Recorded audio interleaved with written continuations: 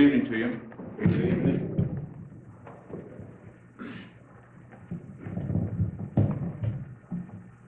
I'm going to mess up more than help myself here. Can you hear me? Yes. Okay, pretty much. Let me say, first of all, thank you for coming out this evening. It's not quite a larger crowd as we had last time. I hope that didn't turn a lot of people away because they didn't enjoy the lecture before, or maybe they didn't know about it, but I'm very grateful and thankful for coming out tonight, those of you who have made your presence known today. There's so many things running through my mind. Let me first of all extend a heartfelt thanks to Dr. Sharon Oliver for, again, contributing to my coming here and for making the facilities available. As always, to Brother Akiva King for his magnanimous spirit, for always trying to research and bring out information to what he considers his people and to anyone who walks the metaphysical or so-called spiritual path. Love the brother for that, and say I appreciate your being here. There's so many things on my mind this time. I do a lot of lecturing and traveling. I do a TV show on a regular basis. They just took the show I've been doing for a year and a half in Texas every Monday off the air. I moved the whole thing out. That's about the third time now. I think I've closed down programs, which I'm not proud of, but it lets me know I do very little cursing. I don't tell people to hate anybody. I simply let the chips fall where they may and tell the truth, and everything else seems to fall in place. They hate or they don't, or they love or they don't, and they search or they don't, and so on like that. But inevitably, if I'm on a show for a year's time, something happens to that show. So that tells me that I'm listened to. It tells me that the very people who do need to hear me sometimes don't, but the people who don't do, and they act.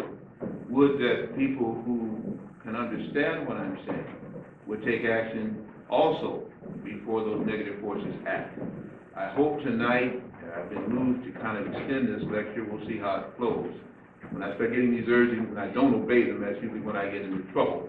When I say obey, I do believe in a higher cause and a supreme power and a being and a creator. Sometimes refer to that power as the universal prime creator. But whatever the names may be, something and someone created everything, and I honor that presence and the fact that it gives me the ability to speak and to think, and I try to honor that brain and that body for continuing to do it for a long time. So, when I get wound up like this, it's very difficult to start with one particular opening, even though the lecture was entitled The Coming Planetary Alignment, and was prefaced by the truth about our sun. I moved to almost what I call that the truth about our sun, our moon, and the coming planetary alignment, but we'll probably be here all night long, and so I'm going to let it just flow. Knowing how things usually go, and I've been lecturing now for 30 years, I've seen the most of it. I think I've lectured in every state and over 200 universities and taught in 3, traveled overseas now, so beginning to be kind of old hat. In fact, I used to teach classes. I'm saying this because some people have asked me a little bit about myself. They say, I don't say enough about me, but the subject speaks for itself. So I'll give you a little background. And I could never get tenure in any university. I stopped even trying because the one thing I would not do from the time I was 18, I got out of school pretty fast, I was pretty smart, at 18 was to not go and tell lies to black young people. And I found I could even tell lies to black young white people, or white young people. It just, to me, was wrong. And of course, the deans of departments don't like that. And as a consequence, I said, to heck with this, I'll start my own, and I'm happy about the day that I did that. We have our own institution. The last time we give our spiritual awakening in Chicago, we had 3,500 people to come out, and that's usually what we average on our annual there. Usually we average about 40 to 50 people at our weekly sessions. With all of that done, my heart lies in metaphysics. That is probably the most important subject in my life, not the most important persons or people, but the most important subject. And I have found that metaphysics has never lied to me, whereas all of these other books written by so-called people have lied, either through ignorance or through duplicity, complicity, or a structure that wanted to train. I say many times, and I make some of my so-called educated friends and not so educated friends, but those who really have had a lot of schooling, very angry because I tell them, you haven't got education, you've got a training. And that's what they gave me. It's the truth. I spent a lot of money, a lot of time, and a lot of sweat and tears trying to get those things together to appease people. They got was intelligent, only to find out that I went through a heck of a training program. And I will state to you now, you can never get educated in this society and in this country under the circumstances that have reigned here for 600 years. They're not going to do it. Right. Now, saying 600 years, understand that supersedes Columbus and all this kind of thing. Because if they teach you the truth, you were here long before Columbus. You've seen and read those books. I'm speaking to you as black people now. You were here long before Africa was ever thought about. I never named Kemet or any other word, Akibuland, whatever. I've studied, I have a whole list of, if you feel that, I cover the whole gamut from 250,000 BC in black history. I don't know of any other historian doing that because they don't dare venture where it's uncomfortable. You say 250,000 years, there's not supposed to be black history.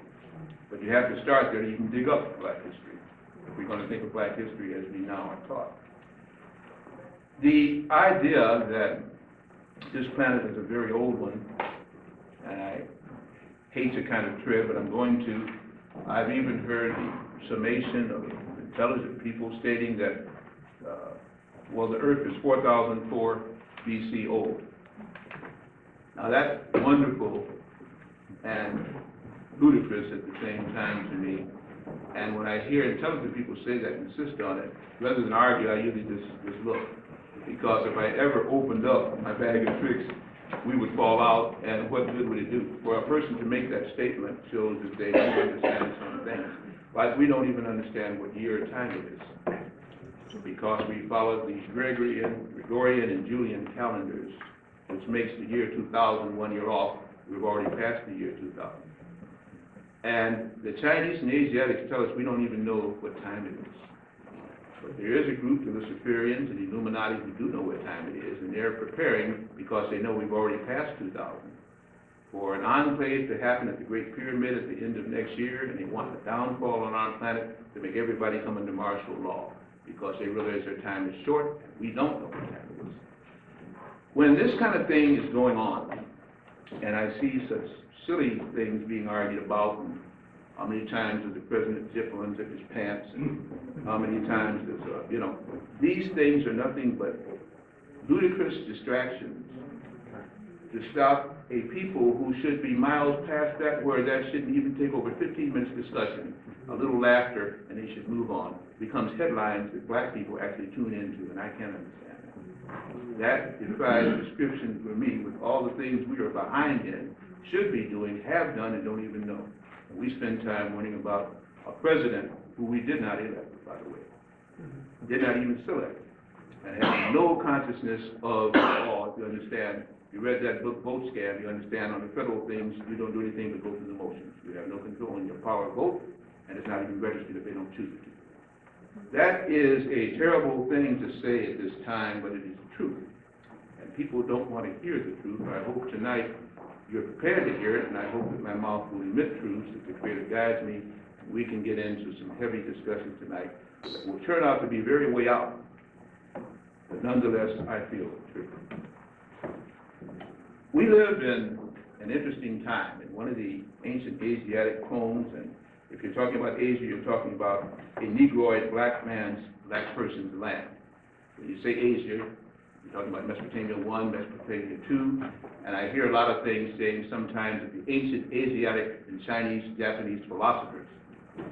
That's a heck of a thing, but if you're talking about Asiatic and Mesopotamia and Sumer, you're talking about what? Negroid black lands. I'm going on the idea that the topographers and the physiologists and the geneticists use of Negroid, Caucasoid, and Mongoloid. If you're going to the Huangpu Valley, you're going there roughly around 3,400 BC, you're going to find the original Jaguar people, which they call the Naki man, which is a black person, which is where your Asians begin in their philosophy. There is no Asian philosophy or philosophy that is so ancient that it does not involve Negroid-looking peoples. Any land that you go to on this planet, any continent that you go to on this planet, any island that you go to on this planet, and you dig into the historical past, you will find the Negrito. The more ancient of days becomes Negroid-looking, what they call a Negrito, little black dwarf. Occipital lobed, long-headed, dark peppercorn hair, short, anywhere from 3'5" to 4'2". That's any land. You don't have to go to Africa for that. You don't have to go to Asia for that. You don't have to go to Europe, which is not even a continent, for that. Antarctica would give you better reliefs of that, which they're hiding that fact now, because they even have found the blue pyramid now in Antarctica. Antarctica would give you the same thing. Everything worthwhile here has not been told to you, because you're feared, hated, and loved at the same time. There's a certain kind of love that gets twisted. When you admire somebody so much and realize their potential and they don't know who they are, it kind of angers a person, and so they take pox because now they can. The giant is lost, the beast is there, and they can do whatever they want to do. All because of ignorance, but there's a reason for that ignorance. And tonight I want to spin that tale. It's going to be one that's going to be way out. I've already told you, prepare for that. Please don't walk out to the end, and you might even wind up staying. Let me set the table and weave the spell. The idea came about that there was a tome that stated, "May you live in interesting times." The whole adage actually was, "May the gods descend upon you, bless you, and may you live in interesting times." We are indeed living in interesting times. Where do you begin with all the things that are going on on this planet at this time? They have presently, well, let me just start with that. I don't even want to start with that. Let's just start with some of the things that, the Russians 4 days ago launched, and they're supposed to launch the middle of next week, a satellite. Big deal. They've done it before. But this particular satellite is supposed to contact their Mir orbiting platform or capsule. You've been hearing a lot about Mir and how terrible it is, but it's interesting, it's been up there all that time, and it hasn't on its orbit, it hasn't degenerated from its orbit. And they use that to do a lot of things, and they always want to denigrate the so-called USSR, which is very much alive, by the way, and you have 2 divisions of Russian troops over here in the United States now that never happened in history before. Well-trained, their fighters are here, their planes are here. The Japanese have 29, the Germans have 19, already here in the United States. Holloman Air Force Base contains 1.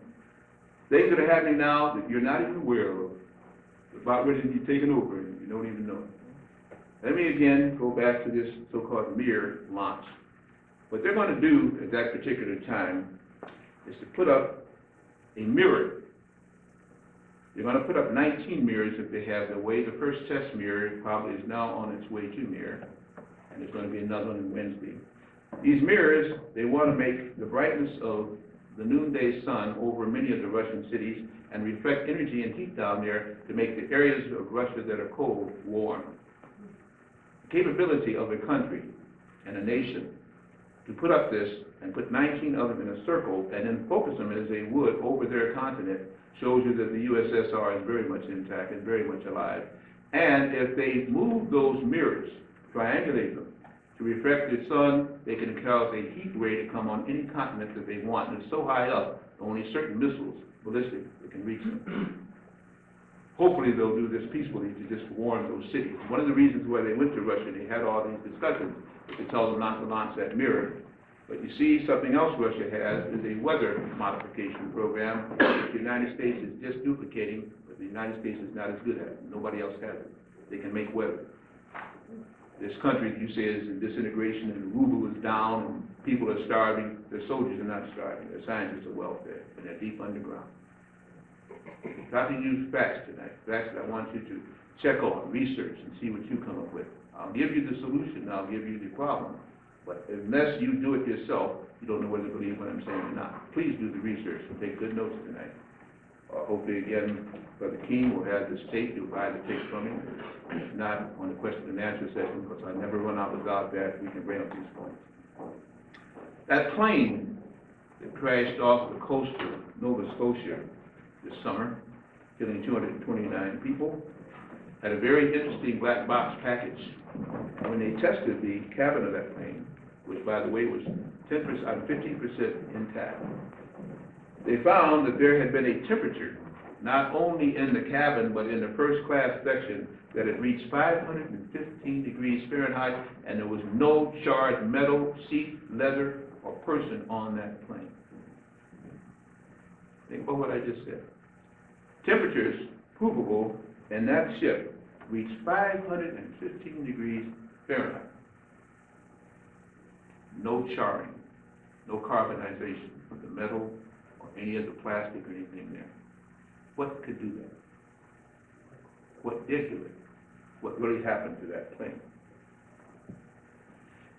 Many of the prophetic circumstances coming from many of the so-called prophets and the biblical book of Revelation and the book of Dizian, the Al-Quran, all state that when Mount Etna, Mount Vesuvius, and Popocatépetl go off in sequences within 9 months period of time, then hit your knees, get your faces upward, and ask if there's a divine creator somewhere. Etna has gone off 3 times in the last 30 days. Look for Vesuvius, look for Popocatépetl. Popocatépetl is in Mexico. It's about 22 miles to the southwest of Mexico City. And it is on a fault line, that chain that runs up here in the area of the Midwest. St. Louis, Kansas City, Chicago, Wisconsin, Minnesota. And that fault line has perturbations, little tunnel spurs that run into the area here of Canada and Detroit.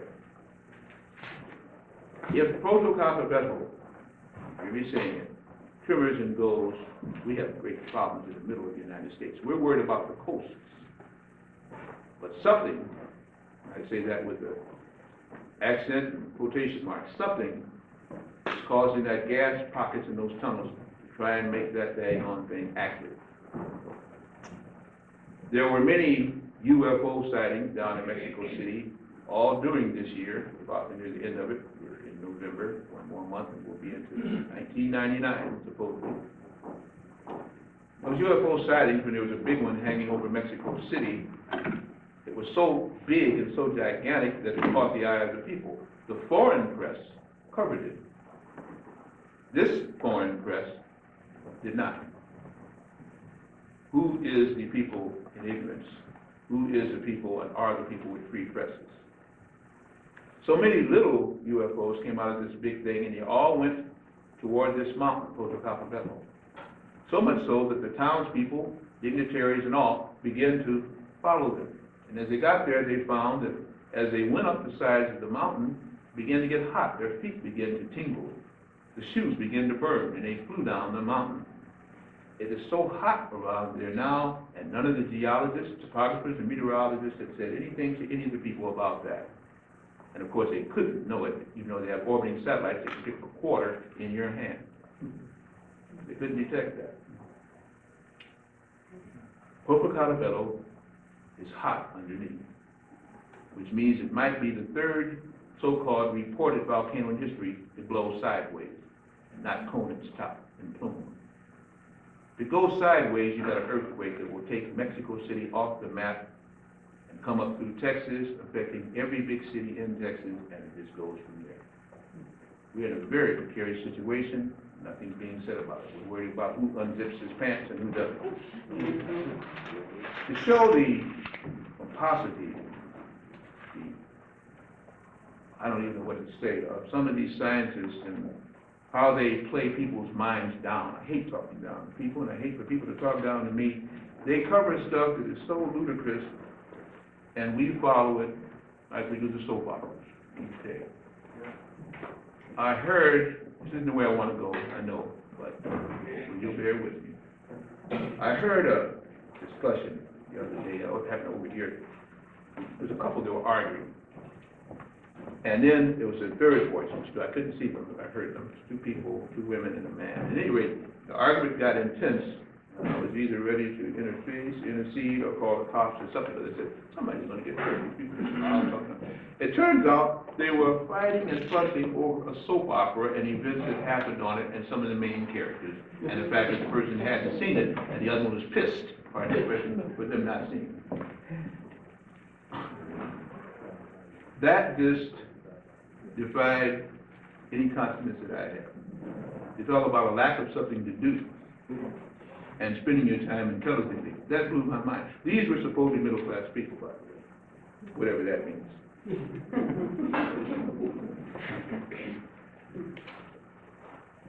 They have found now that the Larsen ice shelf, which is in Antarctica, down under, has recently broken off a piece of that ice shelf that is 92 miles long and 23 miles wide.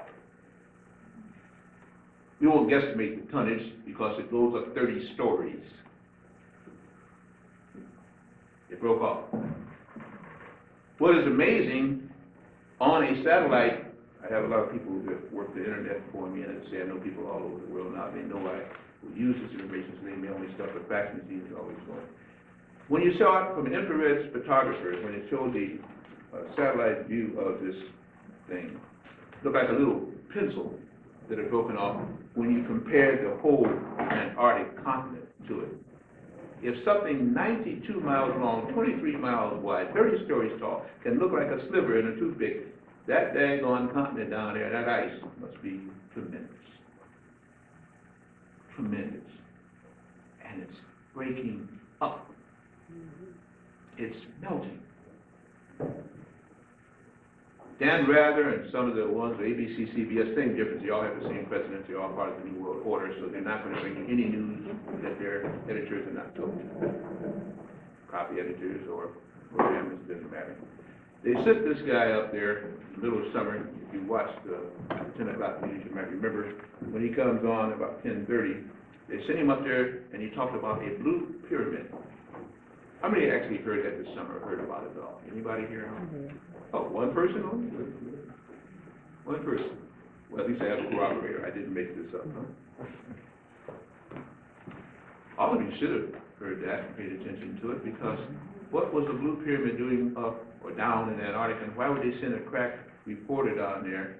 And I haven't heard him mention it since. He said he was going there, and that was it. Blue pyramid. Half again as tall as the one it is on the plateau, so-called Khufu Chia. What was it doing? And why was it found? And what else was at that complex? Or just somebody in the middle of the ice shelf had a 451-foot blue pyramid, and it just suddenly decided to surface. Wisteria is plaguing most of the waters of Earth. Wisteria is the red plague. It's that so-called plant, animal, insect, and that's all I can saw it because it's mutated. It started off as a plant, affected all the fish off North Carolina, into the Gulf of Mexico, came over there again. Be very careful whatever fish you eat. And it has caused so much havoc in the oceans of Earth that they don't even know what to do with it. But that's not the reason that the sperm whales and the dolphins and porpoises are beaching themselves, even though the government, whoever that is, and some of their controlled press releases are making you feel that. The reason why the sperm whales and the dolphins are beaching themselves is because the heart program is in full blast now. They know exactly what's happening. They try to pull these whales and porpoises after they beach themselves back into the ocean, and they come right back up and beach themselves again. They want out of here by any means necessary. The wisteria is a little red thing. Say started off as a plant. Now it's become an animal, can actually walk. It's now mutated and can fly. It's a carnivorous little, I don't know what you even call it, but it's attacking most of the fish life. It's like a cancer that eats them from the outside in, and they lay their eggs inside and they grow out. You all know about mad cow disease, so that takes care of the other things that are hooves and walk around. You heard about the chicken, of course. All the chickens that they're going to get rid of, and of course they destroyed all those chickens. The Asiatics did too, right? Watch the chicken prices drop over here now. So you can't eat it, it swims. You can't eat it, it flies. You shouldn't eat it, it walks.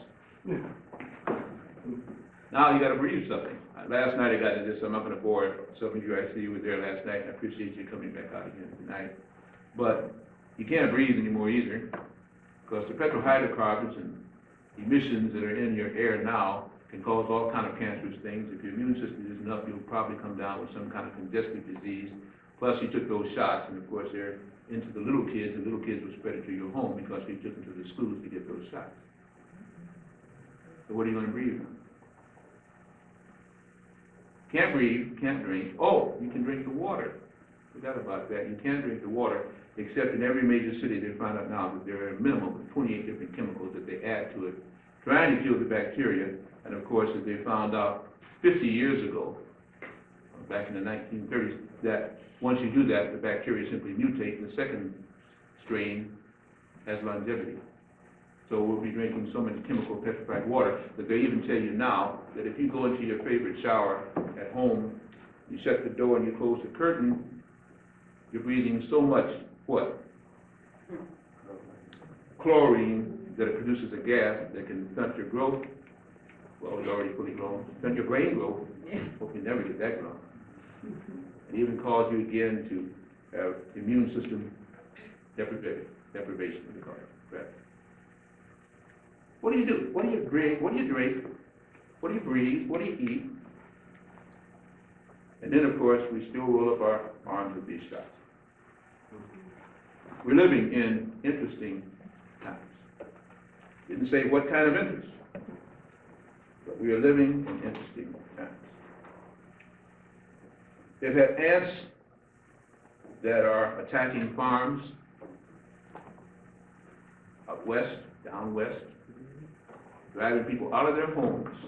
So many ants are coming up. In the tundra, in the belt, down there near the Mato Grosso, down there again in South America, ants are coming out of there, and they're getting into the underlayers of buildings and actually eating them almost like termites used to. In fact, they eat up the termites. You don't have to worry about termites anymore. They make very good food for these ants. They have cats now that are tracking hunters. Hunters are a very interesting breed of people anyway. Usually they're ex-servicemen with the frustration and they want to get it on and they don't know what to do anymore, so they hunt. Oh yeah, I was in the service there too. I know how they train, what they say. These hunters, sometimes they get so hyped up with the adrenaline they'll shoot themselves. So they usually put on big red coats, or sometimes they have a circle. Some have a square, some have a circle, so that you know the side of a mountain, but usually they like to go uphill, you know. And downwind animals will sense them in a minute. And so they use it. So what am I saying? They have had hunters released in relays. I call it releasing, unleashing them. They start out and then you give about 15-minute intervals, and then the next hunting pack, usually 5 guys, will come up behind them. They have found now, in the tracks that the hunters are trying to track down other beasts, that there are puma and other type of tracks for big cats and even dog canine families in their tracks, which means as they're tracking the animals, animals are tracking them. More and more hunters are coming up missing now. Animals are getting so shrewd that they'll have one for a decoy, and as he takes aim at that, the other 2 get him from the side. Not talking about it, though. Not talking about it at all. I know you saw that film where the deer attacked the man. Yeah. Seen that one? You did see that one? Well, you had one, you know I'm not lying about it. How about that? Was that interesting? Yeah, quite. God said, you know, I'm mad and I'm not going to take it. They should have done it a long time ago. It's enough of them. And pompous mankind and humans are so, you know, so secure now, they'll lose a lot of lives before they get hit that the animals are changing. In fact, that our earth is changing. Chupacabra. Make any sense to you? Ever heard of that before? Chupacabra? How many ever heard of chupacabra? 1, 2, 3. It might be Art Bell people who stay up all night long. He's an interesting person too, by the way. 450 different markets. If you think he's for real, come on. At any rate, chupacabras are this thing that comes around, even sucks blood. It's like a vampire. Only this one seems to be real. Leaves the body flaccid, all the organs begin to disintegrate within it, and leaves you blown dry. So we can leave mighty building at a single bound. It must be super chupacabra. But chupacabra is what they call it down in Mexico. And as they enter into the Mato Grosso, and as they do some of these wild genetic experiments, I'm not quite sure that we won't have a lot of chupacabras running around here pretty soon. Last but not least, I know you've heard about these two things. I'll put them together. The flying squids. I know you heard about the giant squids and the squids and octopus in the ocean, right? Yeah. How about a flying squid? How about 25 feet long? How about in packs of 50 or more? How about major ships are being lost and people being plucked off the decks? That's why your excursion boats now are kind of curtailing. You're going to hear about a lot of excursion fires because they don't want people to get too shook up about the flying squid pack. What I'm saying sounds like it ought to be the headlines of the tabloids. It should be on your news along with who unzips his pants. It isn't. And about the two sea serpents in the Straits of Madagascar, off of Angola. Straits of Madagascar, eastern part of Africa, eastern part of Africa. And the fact that the Smithsonian, University of Cairo, and some other French group have brought back what they call the best intact fossilized remains of a Tyrannosaurus rex. You know, they've been looking for that for the longest anyway, ever found. Now, what that had to do with sea serpents, I don't know, because the sea serpent was supposed to be a Paleosaurus. The Tyrannosaurus was supposed to be a land thing. But they have it now, or they had it, at the Field Museum in Chicago. And there was a movie out not too long ago about something loose at the Field Museum in Chicago. Get the name of it right now. Remember that? Okay. Relic. There you go. Interesting enough. They sent it to the University of Chicago. Once you send something to the University of Chicago, you're in deep trouble. They sent part of this bone structure to the University of Chicago. And the University of Chicago has a place called the Museum of Science and Industry, founded through the Rockefellers. And very interesting, it took them a year and a half to build a parking lot there. They make from something like maybe $2 million an hour there. A year and a half to build a parking lot. Now, it's right off of Lake Michigan if you've ever been to Chicago. It's an underground parking lot. A year and a half to build that. But I understood that they did send this fossilized remains there, and they have some of the best genetic research teams on the planet that are paid all kind of money, because money is no object when you go to the University of Chicago and you research. Grants and so are given all the time. And that's all I've heard about since that time about this fossilized remain. Everybody, as we know, seemingly in the intelligent first world, wants to make a Tyrannosaurus rex. I think maybe they're succeeding. Pretty soon you won't have to worry about going to movies to see T-Rex. We live in interesting times.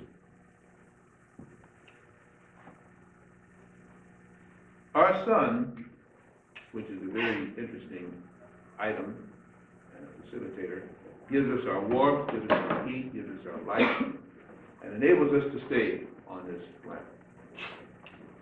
You've probably learned about the sun in school. You see the sun every day, and you've heard all kinds of stories about the sun. Some of the stories that they say about the sun is its structure. And they have pretty much, since the scientists are very brilliant, come up with some certain concepts or facts about the sun itself. And they say that the sun, of course, is divided into three parts. It has what is called a corona, it has what is called a photosphere, and it has a core. The core, they guesstimate, is 35 million degrees Fahrenheit. The corona, they guesstimate, roughly has what is called about a 15,000 degree temperature, and the photosphere would about 10,000 degrees Fahrenheit. But the outer edge there, would be called again the corona, can go up to about 11,500, from 10,000 to 11,500 degrees Fahrenheit. Now, anybody know the boiling point of water? 12. Would you stick your finger in boiling water knowingly? What? Very hot. What's the temperature of it again? Within 12 degrees Fahrenheit.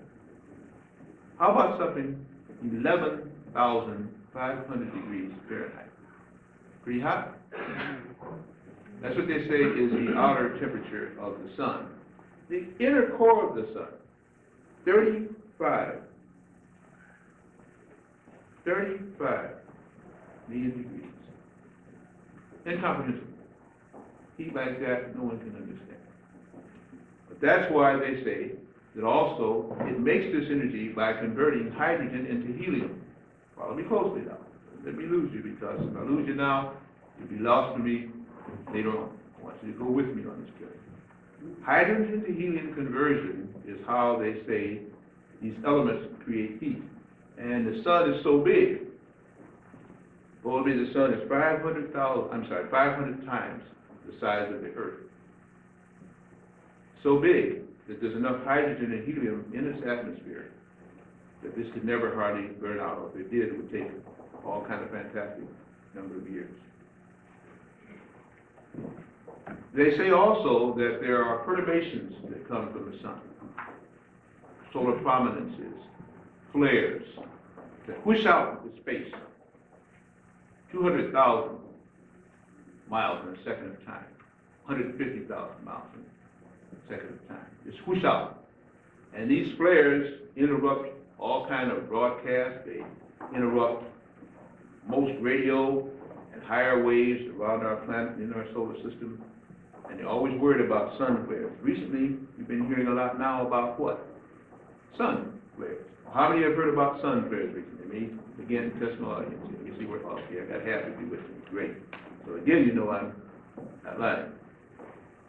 These sun flares, they're saying now, could at any moment take off your favorite TV program or radio program because they're so intense that if it were not for the orbital path and rotation of our own Earth, that we might even lose a continent or so on one of those sun flares, and they're very worried about where these sun flares may lead to, and the fact that they're intensifying.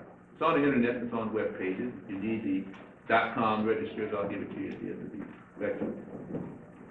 But the whole point is that our sun is becoming very intense, letting out solar energy in the form of heat prominences, say 200,000 miles in a second of time. Our sun also is another interesting object because it keeps all of the planets that revolve around it with the right temperatures at all times. We would think that the closest planet to it, Mercury, would be burned up, but Mercury still tends to stay there, so they've pretty much said that Mercury must be a boiling lava type planet simply because it is so near the sun. Well, think of this, we're just 3 planets out. 3rd planet from the sun, according to our meteorologists and astronomers. And we, right now, have a very cold surface temperature. In Detroit, it's getting kind of cool. Chicago, you know about the hawk there. And what's very interesting is the proximity of the sun during these seasons that we experience. When the sun is very, very, very close to our Earth, or let's say when the Earth is very, very, very close to the sun, what's the season? I'm asking a question. Now, by December 21st, northernmost eclipse toward the sun, then the Earth comes back around in retrograde motion, or I'm sorry, in centigrade motion. It is going to be winter, and that's when it will be closest to the sun. They call it perihelion. At aphelion, the furthest point in our rotational path from the sun, we have what? Summer. Element of hydrogen-helium conversion makes, again, for the combustibility and intense heat. We just talked about the sun. When we're closest to the sun, it's winter. When we're furthest from the sun, it's summer. Hydrogen-helium conversion, intense heat beyond description. asking your friendly astronomer, meteorologist, they will explain it very quickly. They'll tell you it's the actual tilt. That's spelled AX, not ACT. Axial tilt, because Earth is tilted on its axis. Nothing in declination and so on and so forth hits it directly. It's all an incline, and because of that, it refracts off the orbital path and off the vortex of this. Oh, it gets real double talk. And you bought that. They explain everything away, but the way they explain it is to use terminology that you either don't investigate or seemingly feel that they are so supreme in knowledge that they know. It doesn't make any sense. Because it makes sense to their comrades, and this is what they teach you. This is what they train you. This is what they present to you in your schools. So to the axis of the Earth stops all of this thing. Something 500 times your size. Does it matter if I stand this way? If I stand this way? If I turn around and stand this way? 500 times your size? How do you get away from something 500 times your size? No matter which way you tilt. They also have a very interesting phenomenon that they state that the sun is so hot that were it not for the axial tilt again, our planet would probably be bulging at the seam as the equatorial region, and it would be a boiling inferno there.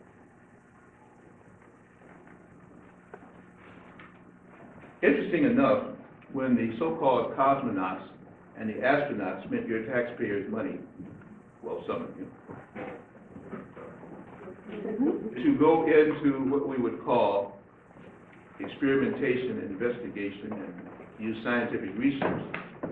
And the cosmonauts went out there from Russia, and the astronauts went out there from the United States, and they got out there so that they could go to Mars and go to the moon and go everyplace else. They found an interesting phenomenon, and even had a little TV show. It was called, Where is the Sun? They went out there and they said they couldn't find the sun. They said Alpha Centauri, Epsilon, Lunae, Procyon, Arcturus, all the various suns, we won't be who's intelligent enough to name sun systems, all those suns could be seen, but the Earth's own sun couldn't be seen. In fact, they say it's a third magnitude dwarf sun compared to the suns that can be seen in this part of the galaxy, in this part of the constellation. They couldn't find the sun. If they took off from the wrong angle or so, they had to search for the sun. 500 times your size. Perturbations going out. 200,000 miles in a second of time. Hydrogen inversion. You get out there, you can't find it. What happened to it? I know, they hid behind the Earth, they couldn't see through the Earth, something 500 times the size of Earth. Something this big versus something this big, and you can't find it? What else do they say? They talk about the coldness of outer space. Cold out there in outer space. Freezing temperatures in outer space.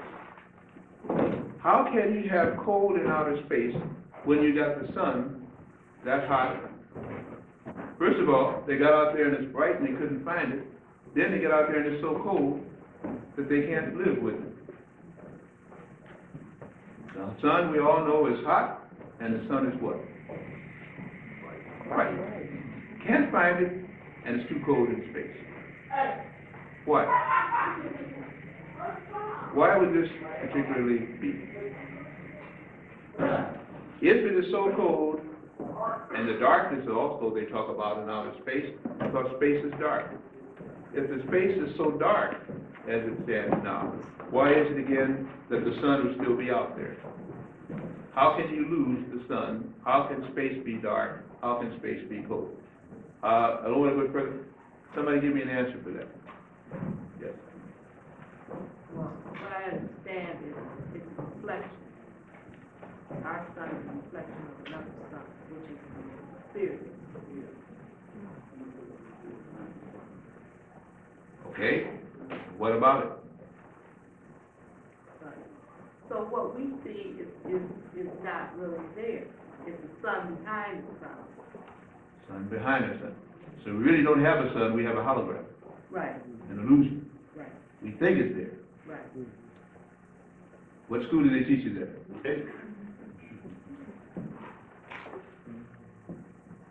Well, I read and it's, You read metaphysical literature. You read the way out stuff. Okay? See, you're as out of it as I am, do you think? How about somebody who can give me a straight scientific answer? How can you find something that hot and that bright and lose it when you get off planet Earth?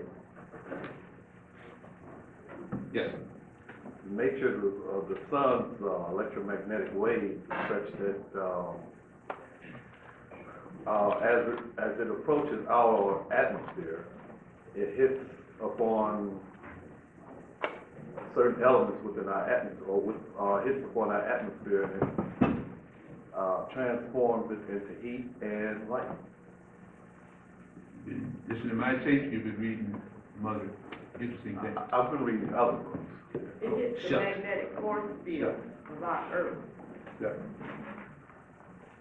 Okay, let's just say that both of you are right, that some way out explanations metaphysically have to account for it, or that there is some interaction with what would be called the elements of Earth, that as they interact, inertia starts and friction starts and heat is generated and light responds to it. Let's just say all that's the case. Why don't they teach that in school? Why do they tell you that the direct light of the sun and the direct energy from the sun is so hot that it does all these things? Why don't they say it's an energy center and not a heat center? Why don't they talk about waves and propagations and resonances rather than elemental burning hydrogen and helium on the atomic scale go? But they don't want to know the nature of energy. Oh. But you go to school and you pay good money to be taught about that. Don't you? The time. And who is they that they can decide that you shouldn't know? And why do you continue then to believe other things that they say if they told you that big lie? There's problems here. Big problems. They better get solved very quickly. If we don't even know the nature of the sun in the center of our universe, or in our solar system, part of a galactic combination of suns, and we still teach that it is hot and bright, that would help us. Or somebody help us real quick. Why would we send kids to school to be taught foolish physics if there is a different physics that they're not even using? Or do they even know? Or what is our problem? The ancients had a whole lot of legends about the sun. In fact, the ancient Egyptians termed the sun Ra, and there's different historical progressions that state that either that is a combination Ra, by giving it a name, but of the various entities and energies that came from the sun and made mankind, human and man, able to live on this planet. The Japanese have the 7 rays of the rising sun and said that they are sun-centered and actually should be running this planet because their ancestors came from the sun. That they're slant-eyed because they lived on a planet very close to the sun, and they don't like the Chinese because the Chinese are crossbreeds, and the real Asiatic that should rule should be the Japanese people. That's true. Think about their flag. See their flag? Understand the Osaka, what they're saying about where they come from and what they're doing. Why it is their time. Everybody has a time. Everybody has a season. Everything seems to have a course of things to do. Well, whatever our sun is made out of now, it is letting out perturbations and prominences. So much so that it has the geophysical world, the astronomical world, shook up. And think about this. Also part of the physics and chemistry that they teach you in school, in physical science, they state that the fastest known quantity on our planet Earth is registered as the speed of light. Do they still teach this? And light moves at what? 186 what? 1,000 miles per second. That is the fastest speed. They talk about light years away. which means, again, distances of planets and galaxies at something traveling 186,000 miles a second still might take 1,000,000 years to reach. They're that far away. The speed of light. The speed of light talks about a path of energy, and you're charting its speed. If that is the case, how is it that a body like the sun, creating hydrogen-helium conversion for heat, can send out a flash, a flare, a photorescence that can travel 200,000 miles in a second of time? 150,000 miles in a second of time at a regular interval. If that is the case, what are they now saying? They're saying that an element, hydrogen is an element, helium is an element. Is that correct? An element can travel faster than light. What? Think about that. If they are telling the truth about the speed of light, and they say they know it at 186,000 miles a second, and if you went through your physics class and chemistry class, you had to know this. And now they're telling you that something converting energy from hydrogen to helium can flare out 200,000 miles in a second. That means that the element can travel faster than light. That means you ought to throw away all the physical science books and you ought to sue them for teaching you false whatever. You can't have both. Think about it. Tell me the flaw in my reasoning, please. You cannot have both. What then, have I often asked, do they measure the speed of light against? They say a vacuum. No such thing as a vacuum. When you temporarily create a vacuum, it won't even last. And what's in the vacuum that will let you measure that speed of light? And even if they could, how can you then say an element can travel faster than light? But now, of course, they have quantum physics, plasma physics, because they knew they were caught in lies. So in order to get into those institutions to teach that, you have to be hand selected. Because they know that's another big lie that they're still teaching, the speed of light. There is no such thing as the speed of light. Light agitates, light generates, light is energy. It reacts against elements. Elements don't even travel. But they're talking about they must be traveling because our sun is putting on more light. What our sun is doing, brothers and sisters, is to send out energy. They have miscalculated energy for atomic mass and structure.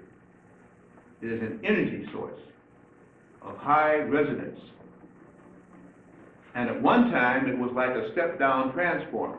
It took energy coming from the various suns, which are all lined up and all sending energy in, and it stepped it down so that the 12 planets in our solar system could stay in balance and have proportionate heat and light to maintain whatever intelligent life forms they may have. 1959, our sun started to reverse polarity. It finished by 1960, recorded by Dr. Marcel Stein, University of Chicago, not University of Colorado. And when they had the National Symposium on a yearly basis, they all agreed this is what had happened. Our sun reversed polarity. Our sun now is no longer a step-down transformer. It is a direct emitter of energy. It's no longer a relay and hoping that the little life forms can take it. It says, ready or not, here it comes.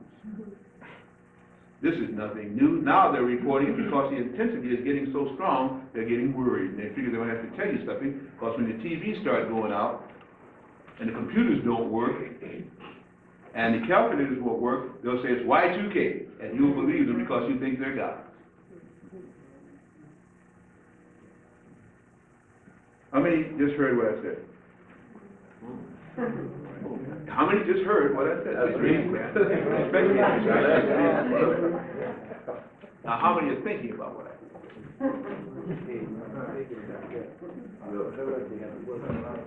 They have magnetic computers that can give you 1,000,000 gigabytes in a nanosecond. Now, what did I just say? They have such high-speed computer capabilities now that you can get any kind of thing you want transcripted, broadcast out, 1,000,000 of them, in less than 1/100th of a second.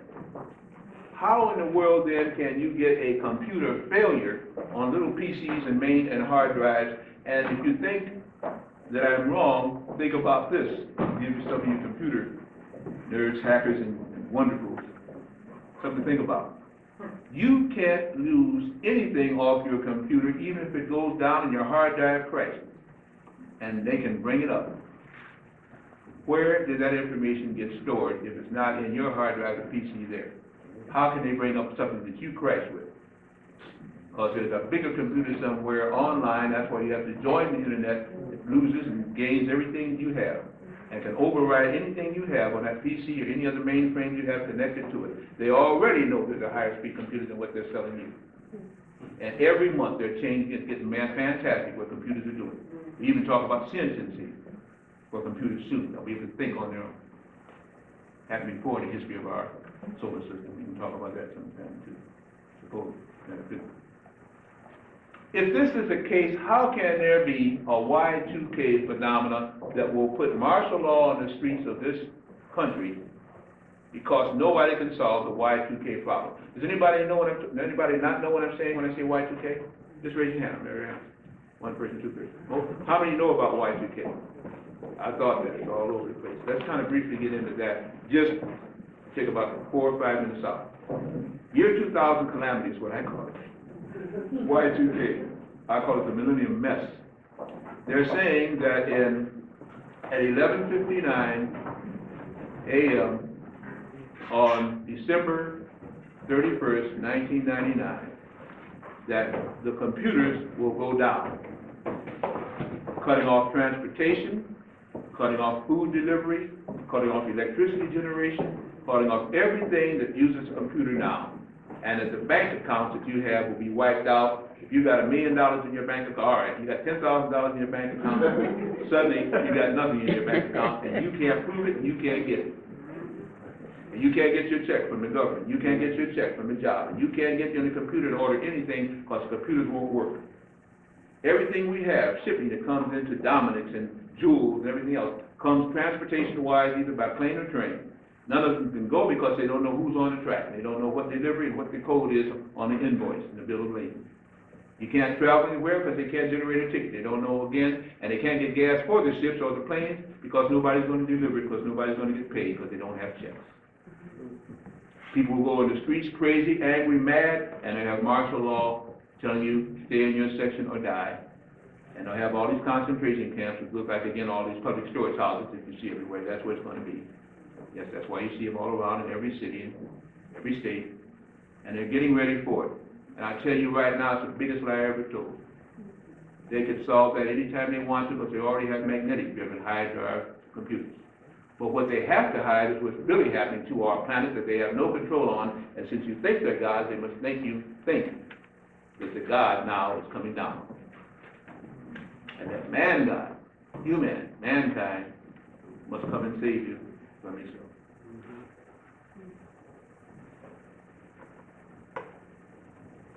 Our sun is putting out more and more magnetic energy, working on a magnetic frequency, which is exactly what every one of you should be praying for, because you have melanin.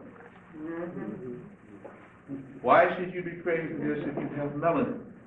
Because one of the things that people with melanin don't do well is to write.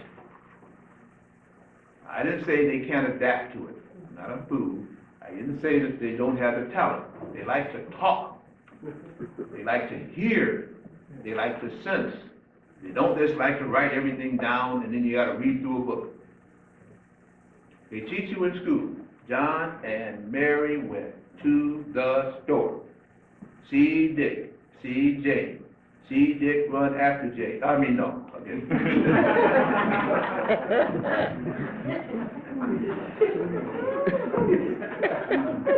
Then, when you finally start to make some money in this system and you want to get ahead, you have to get into speed reading. You cannot read word for word. You don't even read literally. Vertically. You read linearly. They even teach you to read the wrong way. Then what do? You pay $380 a day to get Evelyn Wood reading dynamics. And then they tell you, imagine, scan, go down the page, feel it out, straight out. Why did they slow you down in your most formative years when your brain was a blank, taking everything from the age of 1 to 3, when children in Europe can speak 5 languages by the time they're 3 years old? We can't speak, we're 33 years old. Because they teach you wrong, and they know they taught you wrong, because they're not educating you, they're training you. Melanin doesn't even go into operation till you raise your frequencies. It can only happen at night if you've got enough light during the day. Then you go into a dream state where all the things are in color and all the wonderful information is finally released, and if you can begin to interpret those dreams and tune into it, and even talk about astral projection and everything else that you can do with that melanin, if it stores up enough in your body. Of course, now, you said there's people that listen to Art Bell, of course, you got, what is it, Ed Dames, he's got remote viewing. Well, the poor black man's remote viewing is astral projection. The rich white man is remote viewing. Yeah. You've gotten so unconscientious of whichever you would, that when you say anything about voodoo and spiritual readings and psychics, 10 years ago, we wouldn't even let it touch us because we didn't want to be connected with that kind of foolishness. Mm-hmm. And every president of the United States has his own astrological advisor. Hitler had a phrenologist, an astrologist, a palm reader, and every other thing, a graphologist. But we're so afraid of making the wrong move, we won't take our own creator's gift that it took us centuries to develop, and the gift from the gods was melanin, and use it correctly. It can only happen that way with melanin. And you better pray you haven't rancid it, is that a word? Your melanin very quickly now. Because as this sun puts out more and more energy, the frequency of this planet will have to rise to match it. And the inner sun of our planet is already trying to match that frequency, and you haven't seen volcanoes erupting yet if it doesn't hurry up and do it. And they have nothing to do with that at all. They agitate it, like little kids with a bonfire, they take pieces of it and throw it away, but they can't quench the bonfire, so it goes out on the sun. They are lying through their teeth, deceiving, as they always have, and you, unfortunately, en masse, are still buying it. Individuals are beginning to awaken. There's some very interesting phenomena happening to awaken individuals. Things that you used to have to go to the Serpa school for, to the shaman school for, to get a rishi man, or again, to teach you how to put your hand in fire and not feel it. Walking charcoals, walking burnt coals, able to move objects. Fascinating. But people are now doing it commonplace because they say you can go into an altered state of consciousness by which your wiring in your central body cuts off from the brain and you don't feel these things, and when you don't feel these things, they don't affect you the same way. When your frequency is right, you have a force field around you that gets so intense, it doesn't act like it usually does. And if you have melanin, it's always trying to adapt to different frequencies. Even frequencies like are coming from our sun now. They tell you there's a hole at the pole, ozone hole. Ozone, a big threat to the people of Earth. That's a lie. It's a big threat to some humans on Earth. And some kind of man on Earth, mankind, but not man and woman man on Earth. Never has been, never will be. Carcinomas, melanomas, leukemia, skin cancer, endodermal tissue deterioration happens to people who are very light, and melanin cannot take that area and seal it off by tanning and distribute the wealth. Because that's what is coming from the sun, wealth. And one man's wealth is another man's what?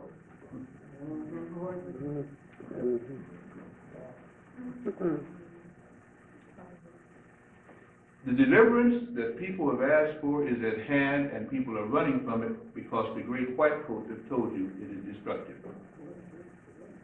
But destructive for whom? Destructive for what? And when is the destruction to be at hand? Species of animals in everything, in every medium, are dying or committing sacrifice. The oceans, the air, you hear birds now that are just falling out of the air, can't explain it. Homing pigeons can't home anymore because they forget where home is. Sperm whales, porpoises, dolphins, beaching themselves. Two things are happening. First, there are volcanic activity at the bottom of our ocean, which is changing the water temperature, and they know it.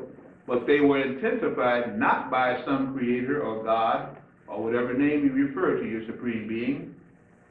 They were done because of the HAARP program, both in America and in Russia.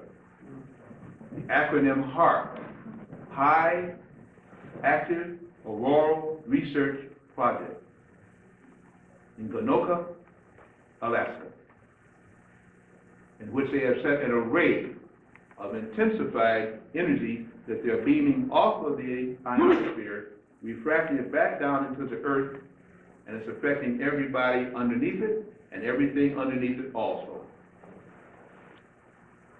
That HAARP program has found out that on the continent of Africa, misnamed of course, are gold and silver veins that if they can get underneath it, will send off enough energy that may protect whoever can get underneath that area from some of the incoming energy from the sun. And they're all ready. That's why Clinton went to Africa and South Africa. You think they went there because they worried about what the Africans are doing? Nope. You think they went there because they worried about what African ears are doing? And still they have Rhodes scholarships? Come on. Please wake up. Please understand what time it is. On Mr. Bell's program, and that wonderful person, what's his name again? Dom, remote viewer? What's his name again? Dane? How many heard the broadcast? How many can you say were Art Bell listening? I'm going to be honest now. One person, two. Okay. Remember when that Dane was on there and he made a statement that there was something from space that released up and over Africa, and it was going to release a fungi and a microorganism that was going to destroy a lot of life, a lot of tropical plant life. How many heard that program broadcast? Yeah, I see him, I lied again. But he was. And if you believe him,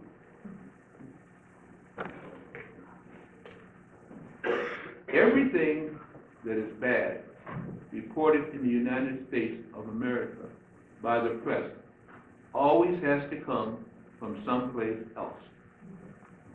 The Asian flu. Well, Asians have been flying for some time. Have they ever?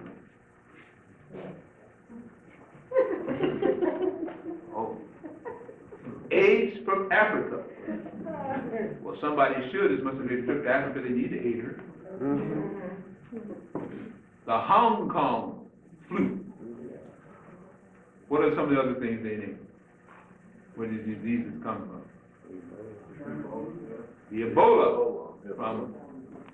That was from Africa too, wasn't it? Got a lot of tapes. Please buy some of my tapes. It will help me to do more research and get out of this country faster. I give you some information.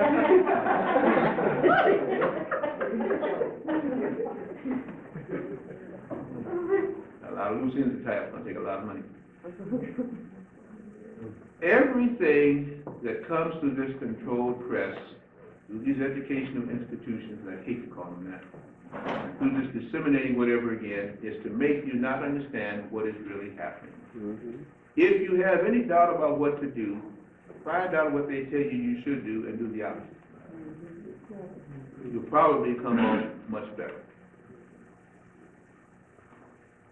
Everything that is disseminated, I was talking with a group last night, and you know I can go into the health thing on that part too. Everything that they tell you is wrong, and they're deceiving you. As our sun has reversed its polarity and is now putting out more energy, it is changing to magnetic frequency.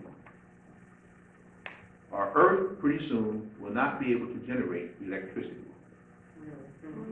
And everything electrical will fail. Get ready for brownouts, blackouts, dim outs.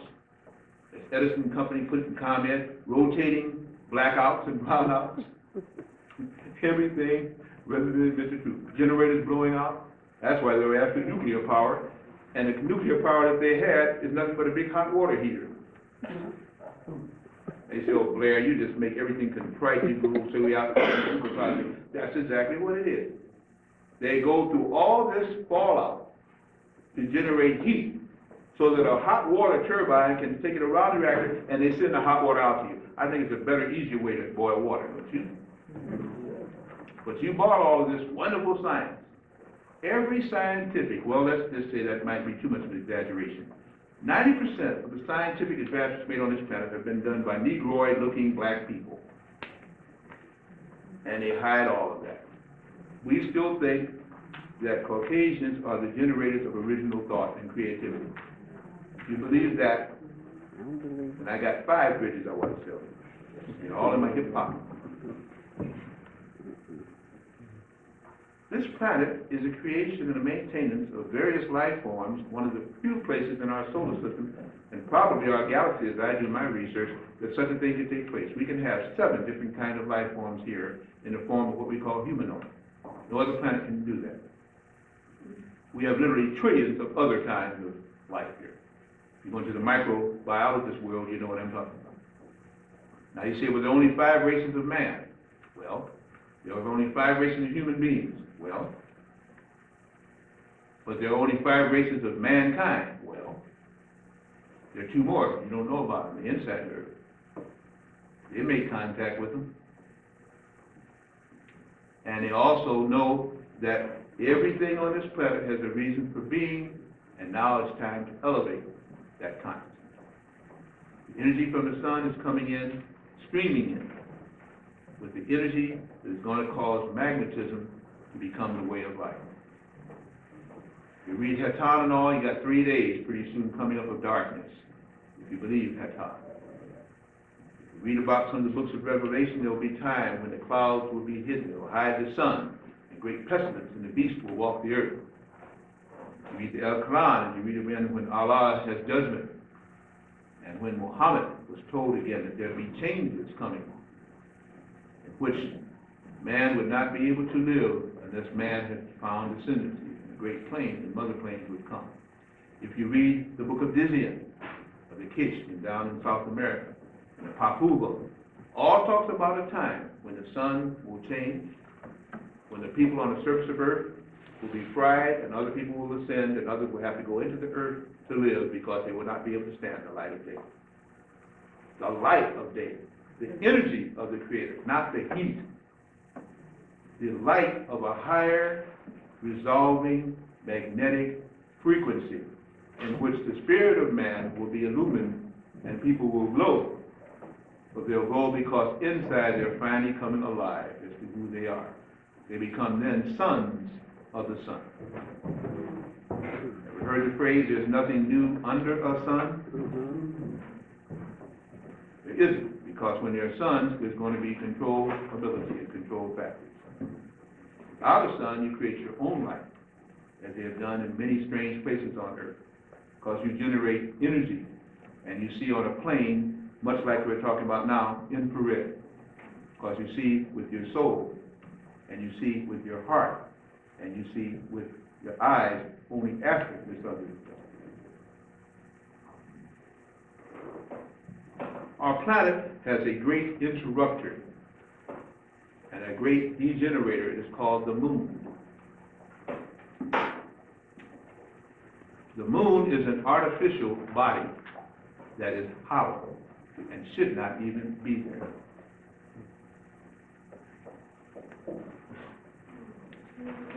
The moon generates electricity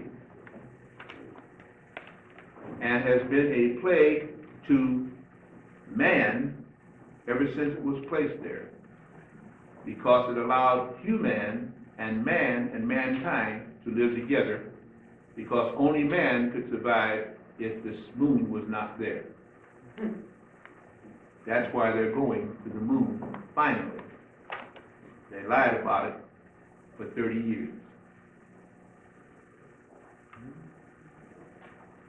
The moon creates an electrical factor that makes our Earth electromagnetic. instead of magnetic. The moon is failing. 2 years ago, in January, the moon was on fire. The side of the moon that we see was all red for 30 days. Actually, it was 27 and a half days, a magnetic month. It showed up on the infrared scopes as 1,000 different fires, 1,000 points of light, for prophetic prophecy that we could see in the sky. How many of you even heard about that?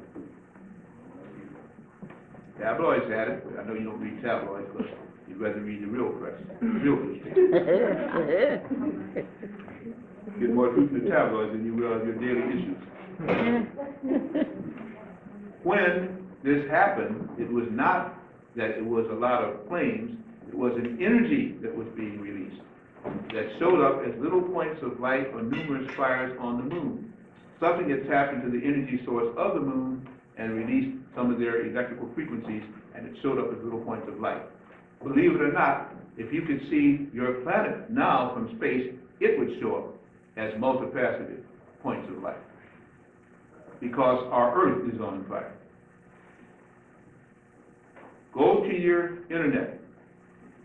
Go through Gary North. Get the .com registered. Go to Will or Bill Cooper. Even go to your favorite Art Bell. But look under meteorological phenomena. Find out that they have on web pages, and I didn't bring a lot of this with me because I didn't know if you were going to get into this. But like I told you, when I get moved from within to do something, I better do it. But otherwise, a lot of people want me. When this shows, it shows Greenland with various points of fires. It shows Saskatchewan, Canada, and various parts of Canada with fires. Wyoming, Utah, California, Texas, Minnesota, various points, about 30 different states, United States, points of what looks like luminescence and fire. Greenland, Japan, the islands there in Hawaii, all on fire. And something seems to be coming from space, igniting these fires, or something seems to be releasing the fires from the inside. Many of the fires are magnetic or electrical in frequency. Some are actually burning. Check your web pages out.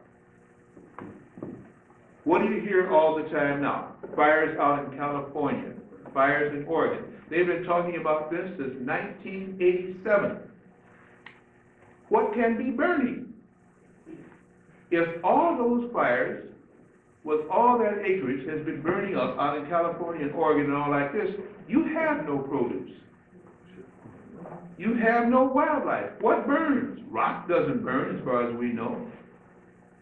Just the fires alone. And this may be true, or something else may be happening, because if you go to your produce section nowadays, and if you've been into fruits and vegetables, you know what you're getting now. I don't know what to call it. And you know how quickly it spoils, and if you put the KO7 or something like that and soak it in it, you know what it looks like when you come back 15 minutes later. The things that these have been petrified, gassed up, injected, or warehoused. We're not even getting enzymes and proteins and nourishment from our food and produce. And if we can't get it from the produce, what are you going to do? Buy the canned goods? Go down your aisles of your favorite store, and I always tell people, don't stay in 1 hour too long, because you're going to be observed. They'll come down, somebody come down there with nothing in the cart looking at you. And they got the television everywhere. You guys, brother. Go down there, put 5 or 6 cans into your wagon. Take them home. Actually buy them if you want. And research what is on there. Don't just look at what's on there. But they don't lie. They tell you what's in there. Go look it up. And then tell me how you could ever call that food. Life force. It will take life out of you trying to process it. You don't digest it. You process it. Most of it gets caught up in the cold and everything anyway. We don't even get food. You talk about soul food. It'll make a soul out of you very quickly. Permanently. It will. Read what's in it. I'm not going to go into a health discussion, but I'm just saying, we have been so controlled on this planet that everything that can let us raise in vibration, they've canceled out. And now, they, whoever they are so afraid, and the government is so worried, that they want you to get shot. Have you ever seen such an outbreak of shots to stop an outbreak of disease that may never happen? Kids beneath the age of 12, prepubescent, getting hepatitis C shots. How ludicrous. As parents, what can you be thinking of?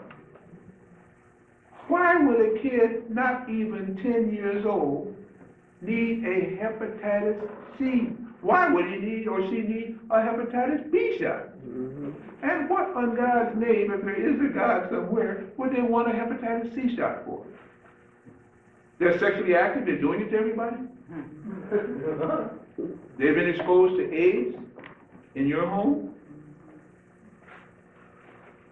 A woman goes to the hospital, and if she doesn't sign papers and threaten to sue everybody in the hospital, not only is the silver nitrate put to the baby as it comes down the birth canal, but then you got to get 5 different shots in the infant because they're born without immunity to a planet, and yet they've got a big pineal gland up there with melanin.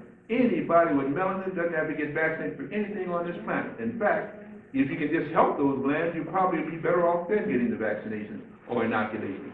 But I'm not going to go on that tangent. I already just did. Every sign shows that they're worried. Every sign shows that there is a people or persons with potential that they don't want them to ever achieve, or to come into consciousness of the potential that they have. It lets you travel on this planet anywhere you want, unvaccinated, as was the constitutional mandate when this country had a constitution. Being 3/5 of a human being, of course, it never applied to you anyway. But even if you thought it did, at least it was their constitution. There's a higher constitution and a higher order that you serve. And I think it's time we begin to kind of approach that. With melanin, you can live on any planet in the solar system. People without melanin cannot.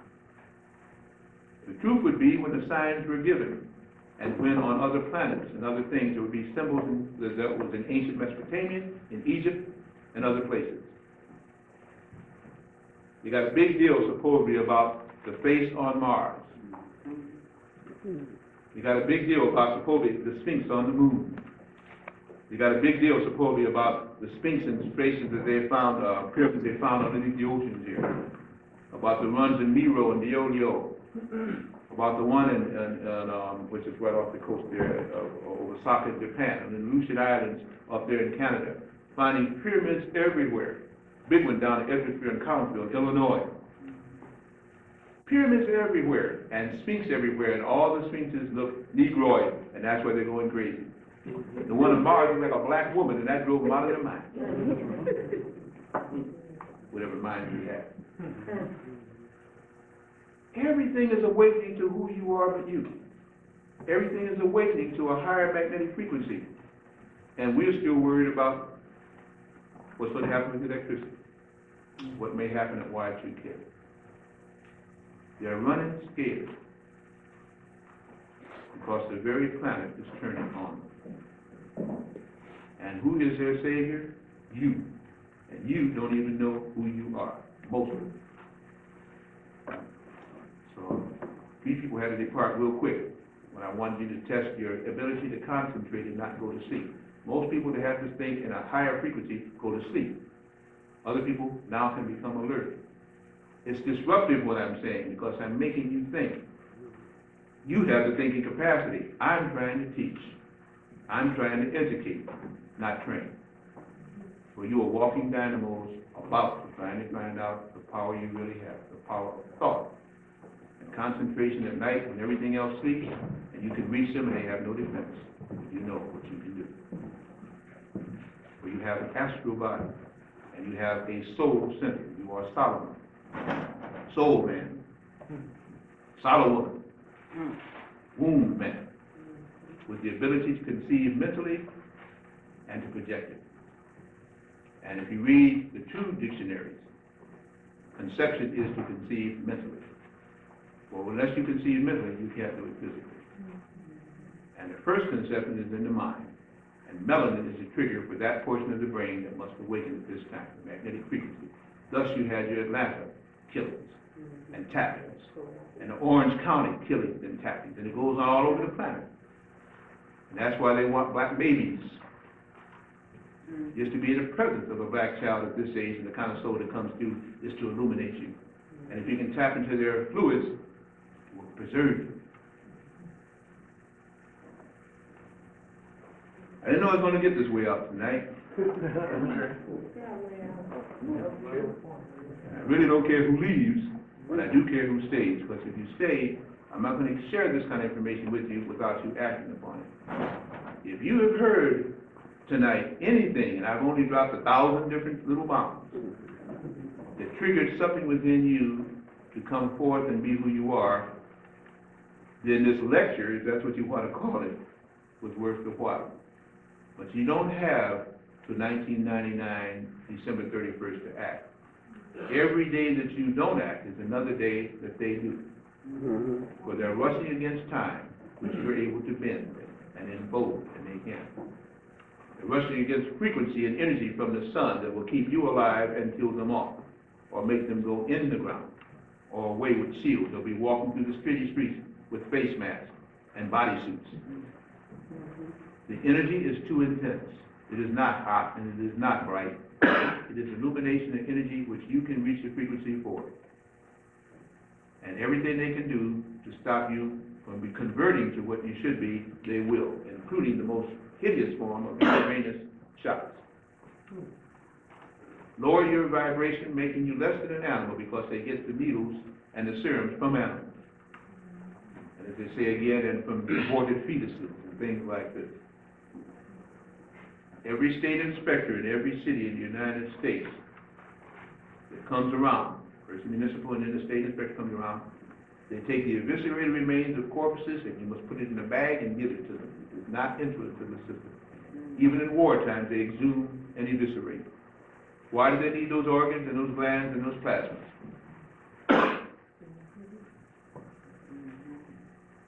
They're now cloning. They've been cloning since 1955, University of Chicago, 5 of them. Put them on an island, studied them for 22 years, and they tell you they don't know how to clone, but one day they might. Well, they can't clone, but they're gene splicing and give you tomatoes with insect venom and give you all kind of other things that are cross-species and cross-phylum, anything to try and hold you back from developing as you should and were. Well, it won't work. You cannot fight your habitat. You cannot fight the planet that gives you life, and you cannot fight the Creator God. You can't even fight the Creator. But they think they are because they have fooled themselves into thinking that they're gods, and many of you still worship them. Many of you do. Hopefully nobody here, or at least after tonight, you won't. In closing, I try to think of myself as an egotistical poet at times. And reading Sun poetry, I say my ego better get some better building because they're better than I. But from time to time, I get moved to write, and I use dynamic pentometry, just like they trained me in school. But I like that kind of form. I want to share with you something I call human. After that, it'll be open for questions and comments if you choose. O magnificent beast on this strange enchanted land, you roam your asphalt jungle clothed in skin that we call man, incredulous, insensitive, incongruous to all of God's created works that you find both large and small. Just how long can you wander in your self-created web of total make-believe about who and what was said, changing who, changing why, and what was in antiquity, as the whole world starts to learn of your strange ubiquity? Your incongruous nature makes you tell so many lies, makes you alter resurrections from the cosmos to our skies. You've reconstructed universes, you've summoned even hell, yet there seems to be no end to the lies your mouths can tell. What you view on graphs and prisms, what you see in lens and scope seems too staggering to your mind and ego brain, and so to cope, you distort the very heavens, you'll change the smallest beast. There seems to be nothing that your fame will not increase, and yet you know within, from the most into the least, that your time is running out, that your fame will soon succeed. As we view its bright new morning, even through polluted skies, we know there is a creator, for creation never lies. And so we come together, lost found people tried and true, asking blessings from our creator and divine release from you. Thank you.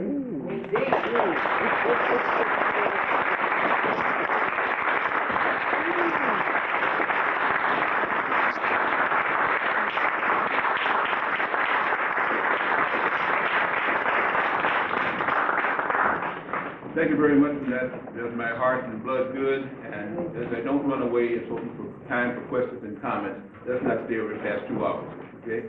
Let's try, first of all, one question from one person and then repeat. Let's go here and then we go. You mentioned something about when a fetus is, when a baby is being born, about them injecting silver nitrate back into the birth canal. Could you elaborate on that a little bit more? Yeah, I'm a victim of one of those. They had certain years when they did great. And then I had to learn again I was supposed to be blind, little by little working my way back. Supposed to be next year I'll pull the glasses, go see how I can do.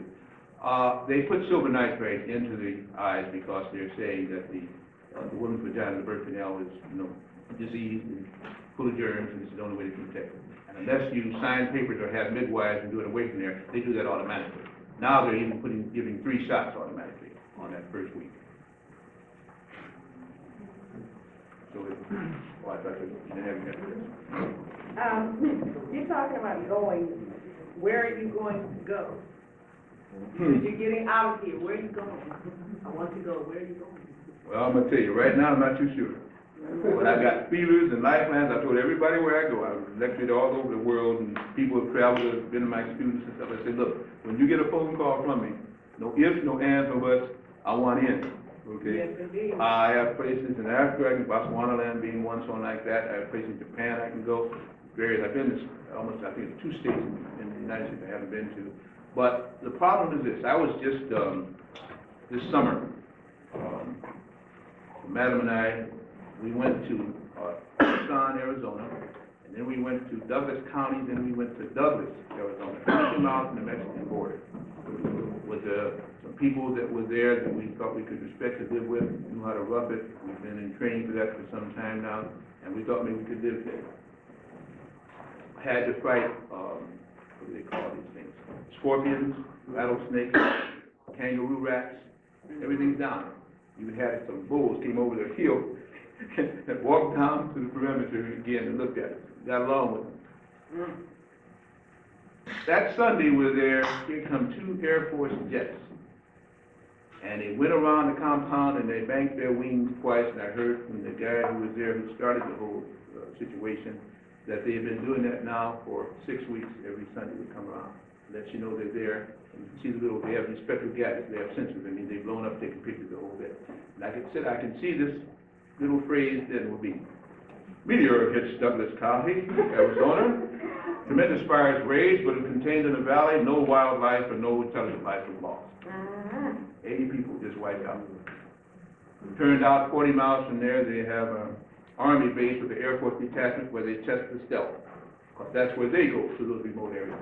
That blew my mind. That just upset my whole little plan. I already was planning to find areas in Africa I thought I could go to and I could live comfortably with.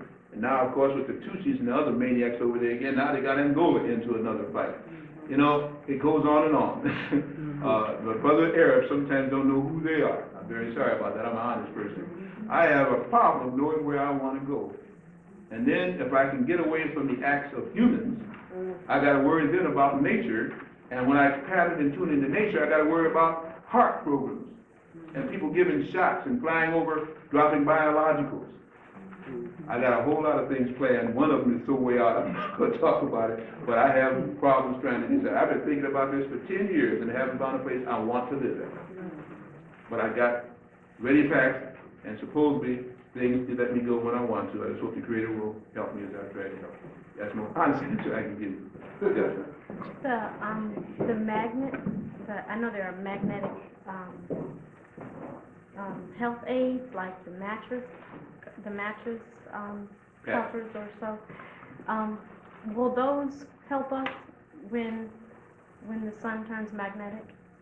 Oh, they will help you now if you use them to build up your magnetic frequency. I'm always walking around with at least 9,000 galls. Sometimes I have the pads on and the feet and all like this. So you got four, this is 1,000, these are 4 magnets with 4,000 galls. Helps my brain, helps me to think, and so on and so forth. Here's 4 more. That's 8,000 galls right there, okay? You have to build up your magnetic frequency. Just don't do it overnight.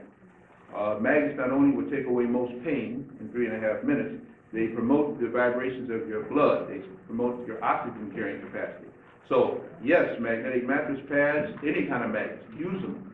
Start building up your potential because our planet is becoming magnetic. That's why magnets are back. So it helps. Yeah, we've been researching magnets for about 18 years. Still couldn't get the Chicago Bulls to take them. We even met Ron Harper. He took it back and still works and stuff, wouldn't okay it. So a lot of the Bulls have at least beginning to use it now. I hope it got to Jordan. I can't contact him. But now that sports teams are using magnets, people are beginning to understand the power of magnets. Well, they go beyond that. They can raise the frequency of your blood, and as you become more magnetic, you can become, you know it because you start dreaming in color. You probably can't sleep more than about 4.5 hours. You can rest, but you can't sleep more than 4.5 hours. And, you know, most of the pain starts going away and all like this. So I would say magnets are definitely one of your resources to use now. Right here. You mentioned children being taught to read from left to right horizontally when they should be taught vertically. Is that Well, what you they should, yeah, vertically is much easier, comfortable, because you don't just go, like, you don't go across the page. You're supposed to split your eyes and go down the page. This is what they call like photographic, so that the whole page seems to roll. Like when you look at the TV set, you don't concentrate just on one picture on the TV set. You look at the whole screen to get it. When you go to TV shows that have cinematography, you get back and you try, you know, you're pressing back and forth your eyes. Well, that's also entrainment. When you can do that, you can generate more blood and more energy to the brain, and it will record it. It actually will photograph these kind of things. But we're told to go sight reading, word for word. Now, take a minute. Don't read so fast. Slow down. Go word for word. Enunciate that. Then, to say you go pay Evans and Woods at $380 a day to speed up and scan the page instead of let that psychic mind come in.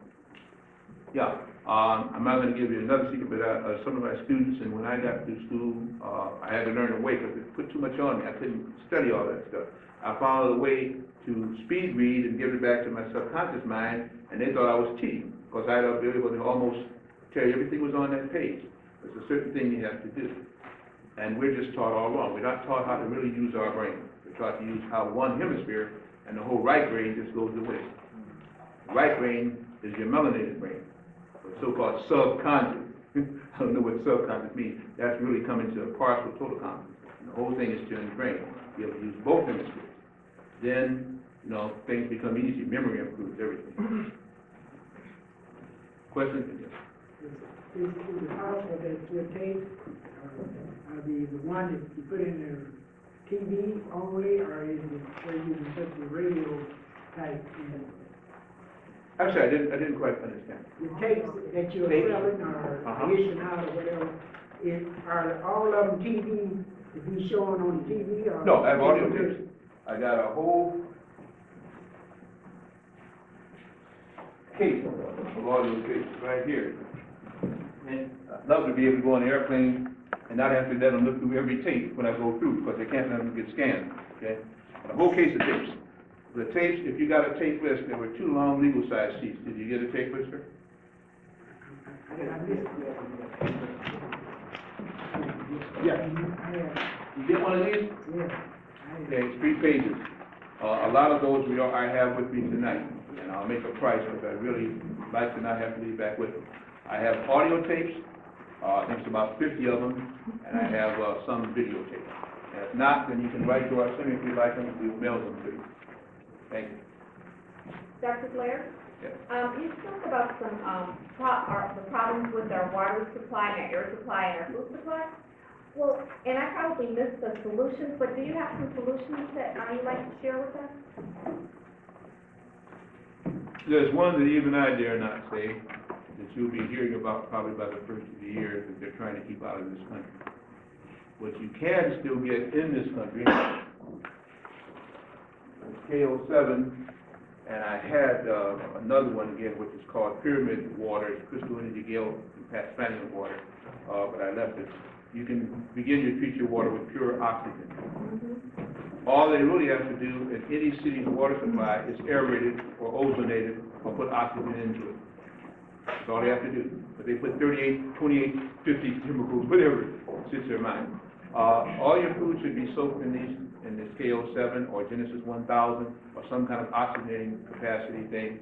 You put it in the tap water. I would suggest if you're drinking, of course, do not drink anything but steam distilled water.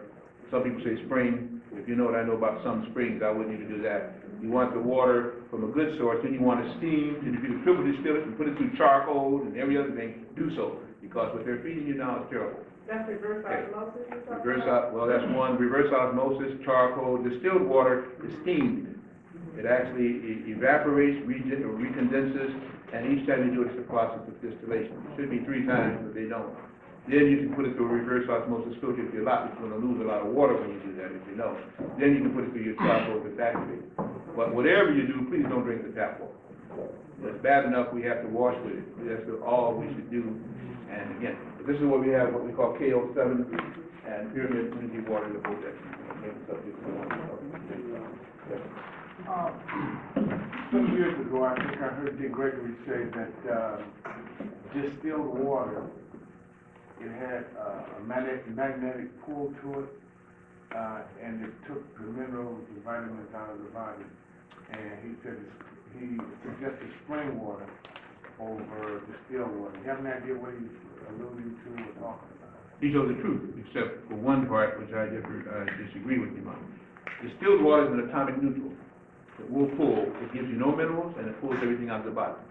But one of our problems is the wrong kind of minerals in the middle of the buildup. If you take some spring water, you pour it into a pan, and you let it just osmosis, you just let it stay out of that, or if you add heat to it, you'll pretty soon have a little incrustation or whatever it was there.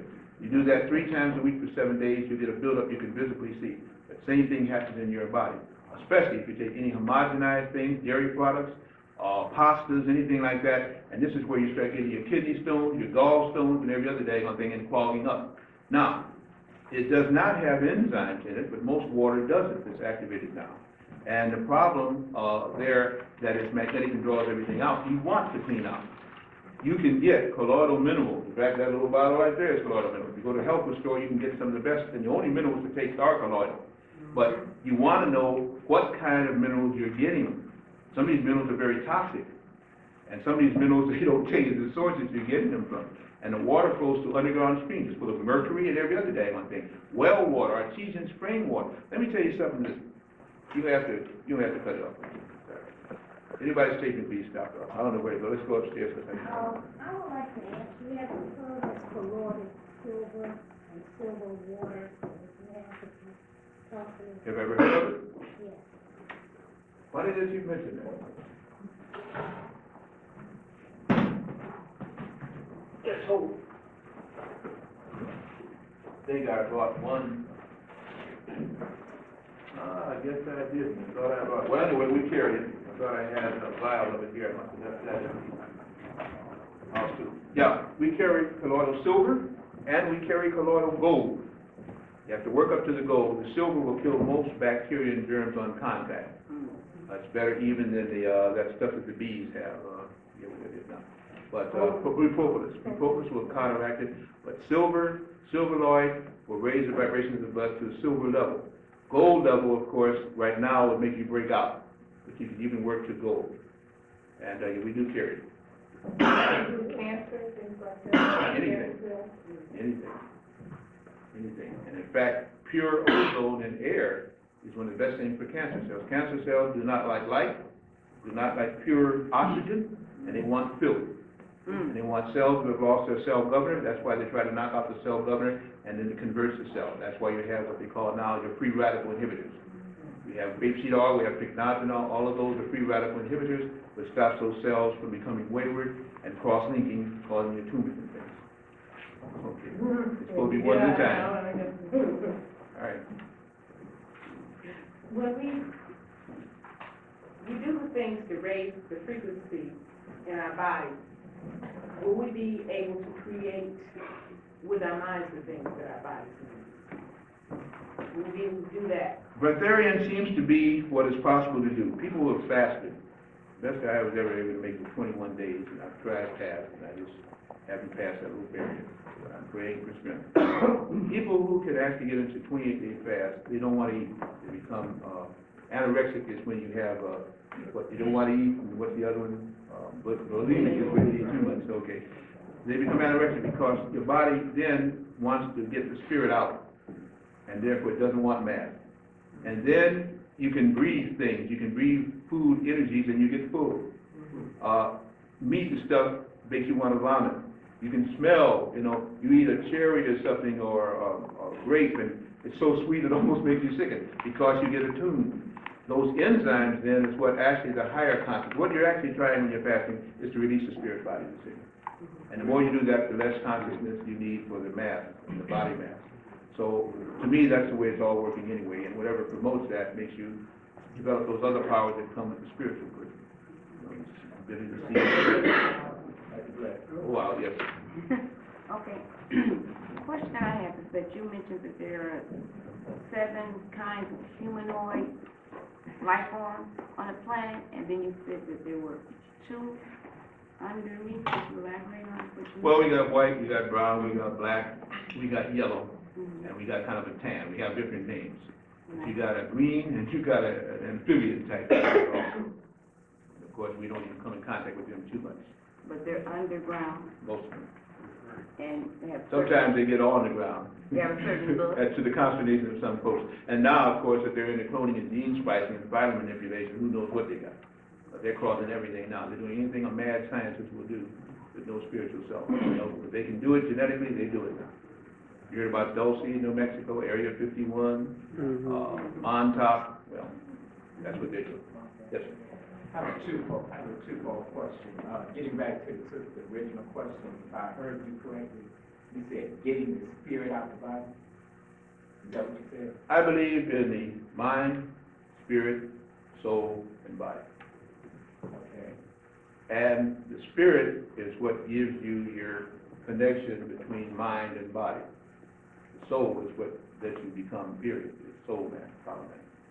And when you begin to fast and you use body mass, you give more energy to the spirit than you are the body.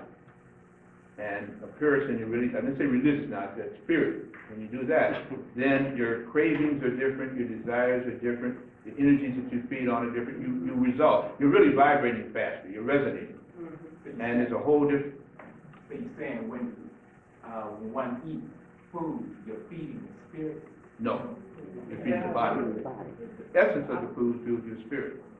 And the thought of the food and the kind is shows you where your spirit is. Okay. What you desire. All right, thank you. The second question is relating back to the sister up here.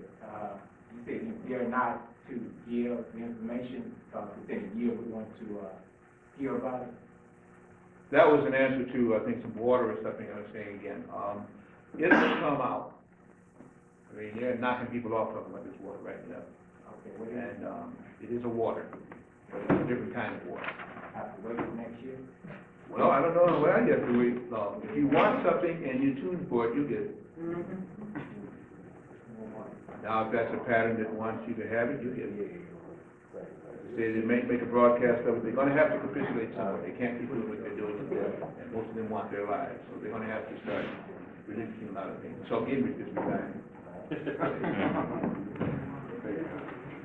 Okay, that's all you had. Okay, let's go. Any other questions? Yes. About the HARP program, could you talk about that a little bit more? HARP, HARP. High Active Rural Research Project. It is in Kokona, Alaska. It is an area there of about 30 miles, known, I don't know what else they may have to support it, that has an array of antennae. Some of the antennae go up again, 300 to 400 feet, and they're arrayed in a square. This array, in most cases, what they have done is to broadcast outward. They'll put an array, and each thing beams upward. These things are arrayed so that all of them will reach a point that when it gets pretty much up to what they call the ionosphere, and all this beam will then come together. They're saying, when asked about it, they first started the HARP program supposedly to contact submarines over the horizon. Then they wanted to do it to contact troops and platoons over the horizon. They bounce off the signal and bounce it down. Then they said they wanted to do it so they could release a ballistic missile without using so much of an energy booster rocket, and this would clear the path by rendering things in front of it. They just follow the beam on up and they get it out of space. All those are lies. What they're doing with it is to send up a signal. It can change the ionosphere and help to hope that they can put up a little barrier against the incoming frequencies. But then they bounce it off of the satellite and they can begin to look into the Earth for finding what has been hidden for us, for the hidden caves and tunnels and things deep beneath the Earth, because they're looking for a place to go to and a safe place to hide. No. See if there's somebody else here. Okay, yes, there's somebody else. I'll come back to you, but I just want to get everybody a chance. Usually I have my hand up and you didn't see me. I've seen you many times in Chicago, could you give me a little information on the wisteria? I believe that's what you said it was? The red plague. Right. Best as I understand, they've been worried about it now since about 87. But the scientists have reported that they just didn't give any heed to. It supposedly was found very greatly in the Carolinas. And they said it was a plant that grew on the bottom of the water there. They don't know how. I probably would have to guess, but anyway. Then they found it was attacking fish, and the fish had these little red spots and growth fungi on it. And then, as fish way out in the ocean began to happen. Then they began to wake up one day, and the thing had crawled up on the piers. It was growing on the piers and stuff. Then it began to get on the sand, and then it changed from a plant, it mutated into an animal again. And then they closed down all the beaches there on those 5 states for about 2 weeks, went into conference, and then they found out the thing had already mutated, was capable to be air vectorable, back to get into the air, and then it's around in the Gulf of Mexico, it's around there in the on the California coast. I don't know where all it's not, but it's called wisteria or the red plague. Thank you. Yes. Are there things that we can use, like barley greens, to help raise that vibratory rate in the body, to take things, to cleanse the waste out of the body? What can we do to help the vibratory rate? What can we do? A lot of things. OxyCleanse, putting oxygen into the colon, getting colonic irrigation, and keeping, so you don't have any buildup and your small intestines can dump. Oxycaps, you get more oxygen into the body. Magnets to help keep things on the move and raise the vibrations of the blood. Silverloid, gold, when you can finally work up to it again. Meditation, color breathing. I like Corella myself. That's what the Japanese used over there when we got the hell bomb on them. And Corella brought them through, so we got them through from radiation poisoning. That's what I use. And then, of course, if you can get some good produce, soak it, of course, in the oxygen. The oxygen matters, so it gets the germs and bacteria, kills them, and then run it for the enzymes. Your celery, carrots, beets is a very good thing, too. But you have to be so careful, and you have to soak these things in some of these oxygenated sources, but also bacteria and the fungi are just too strong. Anything that can raise vibration. Wow, yes. I'd like to piggyback off the sister's question. I heard you name a number of things in terms of build oxygen in the body. One thing that you mentioned in terms of like using the oxy cleansers in terms of foods that are already natural oxygenated conductors, like ketogenic foods like yams, black-eyed peas, lentils, a lot of things you already eat that are natural oxygenated conductors. Do you suggest using the same methods for cleansing them? Are you saying that those substances, because of the irrigation methods that they use now, contain less oxygen for us once we cleanse them to provide more? Does the oxygen cleanse enhance those ketogenic foods? I think they would enhance them, and unless you're able to grow your own and know what's on it, all food, organic or not, crosses the state line is fumigated by state inspectors. So I don't care how you grew it, once they inspect it and comes on those ships and the boats and the trains and stuff, you already got poison in them. Some of these seeds, they got another thing now called a seed register, what they call terminator seed, in which now you're only going to get one growth out of any seeds, and you have to pay them more because they've already gene spiced it. They won't sell the farmers any good seeds anymore. So I would think very greatly that what you're getting is not good anyway, but if it is, it won't be for long. So you have to hide your seeds and get your own farm, and then hope that nothing falls from the sky in the form of strontium and all the rest of the stuff. We're living on a terrible planet, just trying to be destroyed, and to say you got a battle now for help. Thank you. You're welcome. Yes. Just a clarification first, and then I'd like to ask a question. Again, getting back to the items on the table, like speaking for the health center. I'm sorry, I can't hear you. Do you also recommend, the food grade hydrogen peroxide? Yeah, Okay, the food grade. yeah, I recommend it, but you have to be very careful with it. Right. In fact, now, they've got a ban on even selling you pure pint bottles of 35% food grade hydrogen peroxide. Most health food stores that still carry it are doing it with trepidity because, they can put them in jail now, they're getting a law against that. If you get it already diluted, like Don's Back was, and Oxygen, we carry that, but here's something happened. Don's Back, one of the ones I use was Don's Back, 35% food grade hydrogen peroxide. The, what's the name of this company? I forget it now, took them over now. And I actually had to get straight what I put it in my mind. When they first were labeling it, after they went to about 30-minute hiatus, they stopped the 30-day hiatus to change over. On there was FDC Red 40 and a couple other things in there. And I called and I asked the guy I was getting it from before, because we buy so many things, we get most of our stuff at a very low wholesale price. Why did you do this? What is this? And I tasted it, and it was repulsive to me. And then I had the lemon lime, which I used to love that. It did taste repulsive.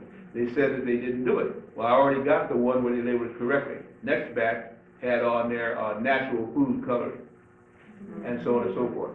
So, and that's already diluted. To say, if you've got stuff that's not diluted, I'd say hoard it, but be very careful with it. You know, you have to space that stuff out. You take the wrong dosage, and you're in deep trouble. Okay, that question is just a clarification, but what I'd like to ask is how can we, enhance the abilities of our children? I don't know if I should use the word enhance, because they're probably the most spiritual we are. But the reason why I'm asking, like say for example, two of my children have actually seen entities from spirit, and my 4-year-old son has actually told me that he was one of the people that built these towers that they're putting up, and I just thought it was interesting that he say that. And I don't know how to question him to find out, like, just where he's coming from. I have a tape called Children. Children? I have a tape called Children. I have a tape called Man, and I have a tape called Woman, or Woman, and I have a tape called the Man, Woman, and Children Lecture. Break it a whole, we'll break down how I understand these new souls coming in at this time. Who are reincarnates. They stayed around for the longest, and they're back to fight or flight. They're back here, and if you don't give them training, they'll run over you, because they're here for a purpose and a purpose only. It's the time that they chose to be born now. And as the vessel carries, you chose just the time before these advanced souls would come back. So they're probably telling you the truth. And if we can understand that and not kill that ability, they can help you just like cats can help you, because they see the other side too, if you understand how to communicate with them. So pretty soon we'll all be able to do it if we stay on this planet. We'll have to. But I'm just saying, before this kind of time, we kind of lost sight with what we call the reality is really unreal, and the unreal we call, real. I'm trying to get it. I think you used the term color breathing. Could you elaborate on that some? Yeah, color has a vibration. And to see color, you have to hear sound, but we don't lose the sound. We lose the sound when we see the color. Like when we hear sound, we lose the color of the sound. Everything has a vibratory rate. And color breathing, if you're exposed to certain colors, the vibrations from those colors will leave the pigmentation where they are and come to you as an essence. It reaches what they call the endocrine glands and the pineal gland in the form of essence. And that's one way of also healing. Colors can heal. Just like colors can affect you. You see red, you see, different gray. Gray is going to make you slow down. Red is going to make you speed up and become more viscerotonic. Blue will make you more spiritual, and amethyst will make you even more psychic, and all these kind of things. So it's a way of using colors, and crystals freeze color and can release it back to you. That's why the use of crystals is coming back. But the only thing we forgot, when you use crystals, they also use magnets. We didn't teach you how to do that.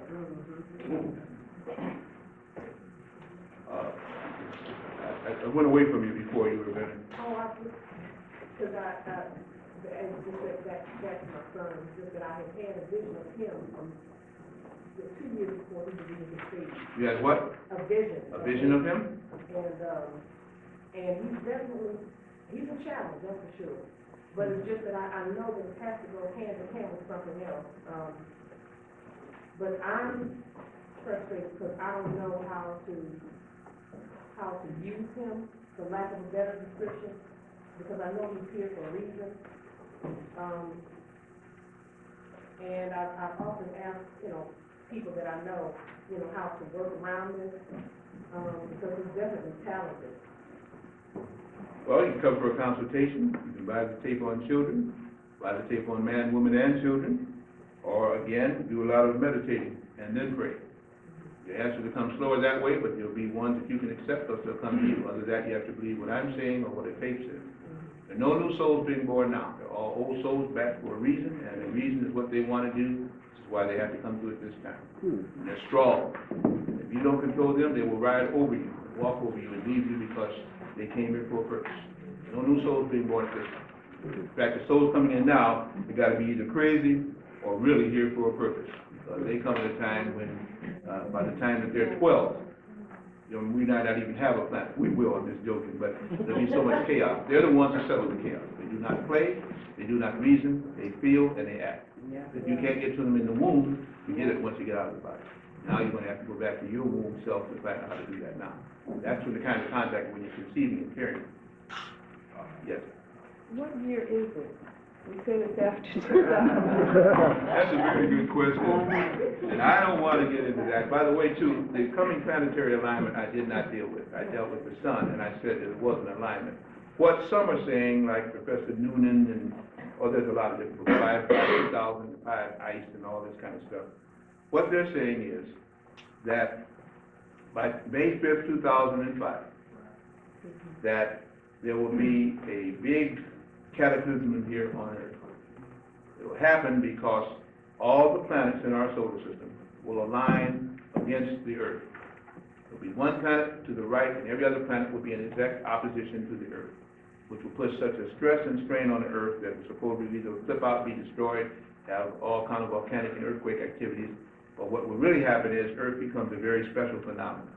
I really don't want to get into that. That's a very special lecture, but tonight they're making me say more than I usually want to say, so I don't know what's so special about you guys. But I can only say that, oh yeah, I fight. But when they say to say it and I don't, then I'm in trouble. I definitely can't fall out with the gods.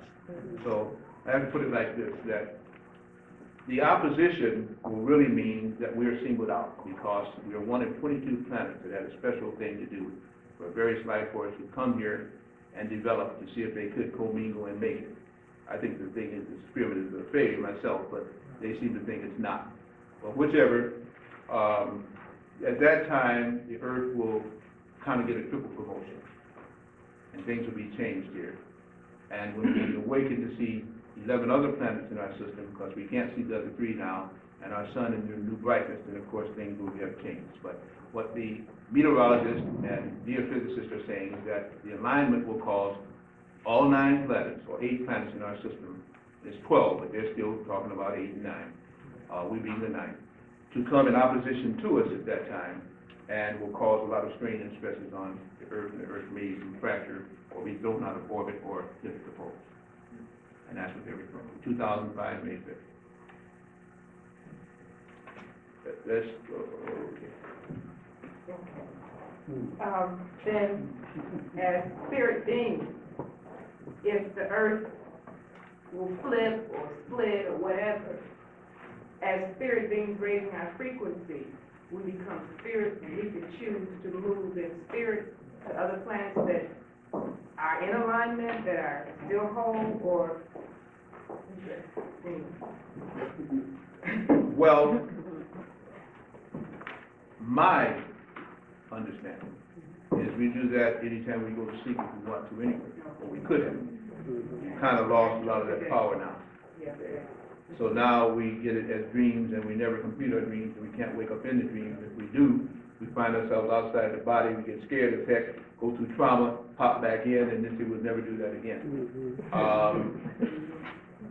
when the planet has a correct frequency, you can change into any of those bodies that you've been gifted enough to have. Physical is not a reality. Physical is probably the lowest vibration, as I understand, you can possess. That's why it deteriorates and so hard to keep it going. But the spiritual and mental, you can always recreate and procreate because these are vibrations much faster than the physical. So when our planet changes vibration and becomes magnetic, then we get to see other planets in this system and other systems we can't even see now because of the frequency and the low frequency we're on. So that's Is there something that's happened to you when sounds bother you, like a certain person's voice annoys you, or if it's something you hear on the radio, you have to turn it off because that frequency annoys you where before probably wouldn't? Yeah, sure. So what And- happened to you? I'm sorry, I cut you off. No, what happened to the person? I'm speaking for myself.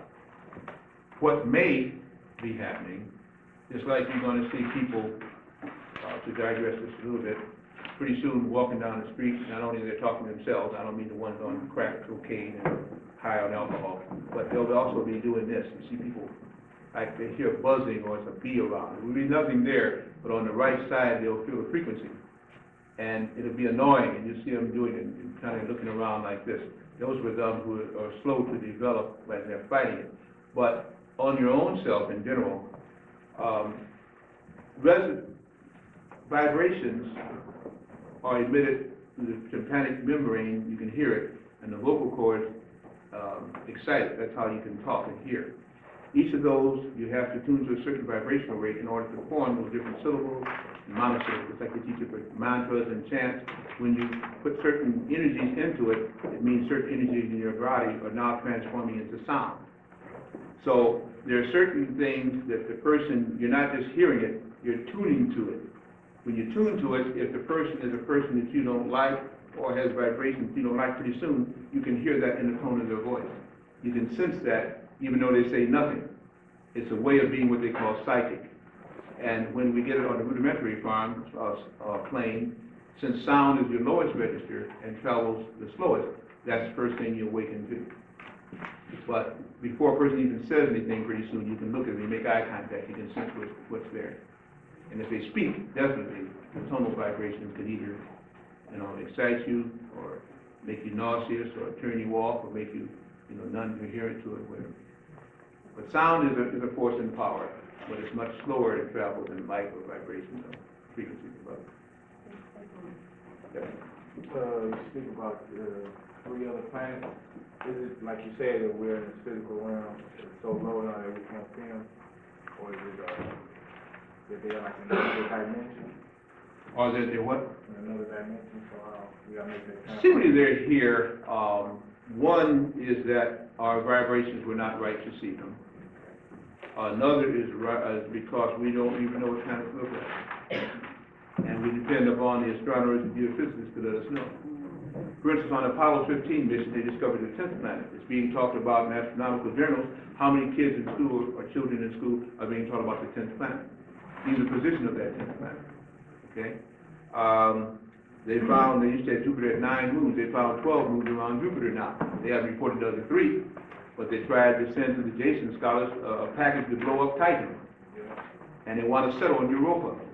I mean, when you have somebody else doing your technology, you'll fall victim as a child would to whatever that parent tells you. How do you know?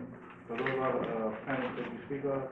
Pardon? Are those the planets that you speak of? No, I really want to get into that too because the names may be wrong later. I know the names that they're using, but what does it mean? One's supposed to be beyond the orbit of Jupiter, one is where the asteroid belt is now, and one is an intermercurial planet. That's supposed to be their positioning, but who knows? Yes.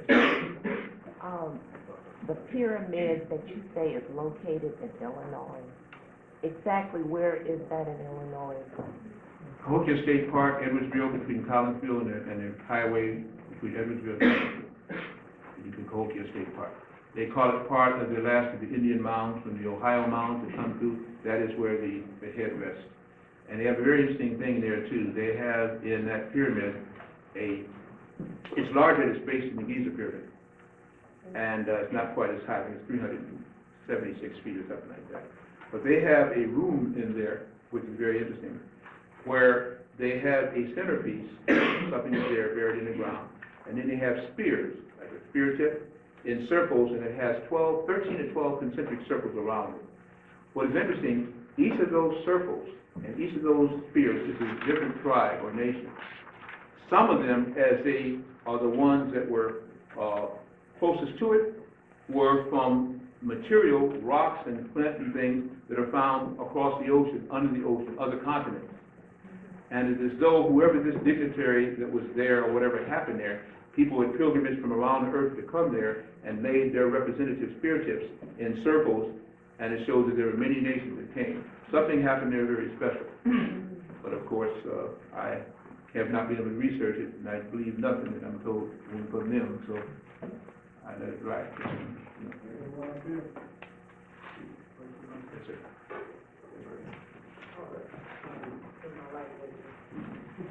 Dr. Blair, you mentioned a minute ago that you were, saying things that you had not planned to say and move into areas, and you made the emphasized comment that I wonder what makes you professional or something to that effect. Sure did.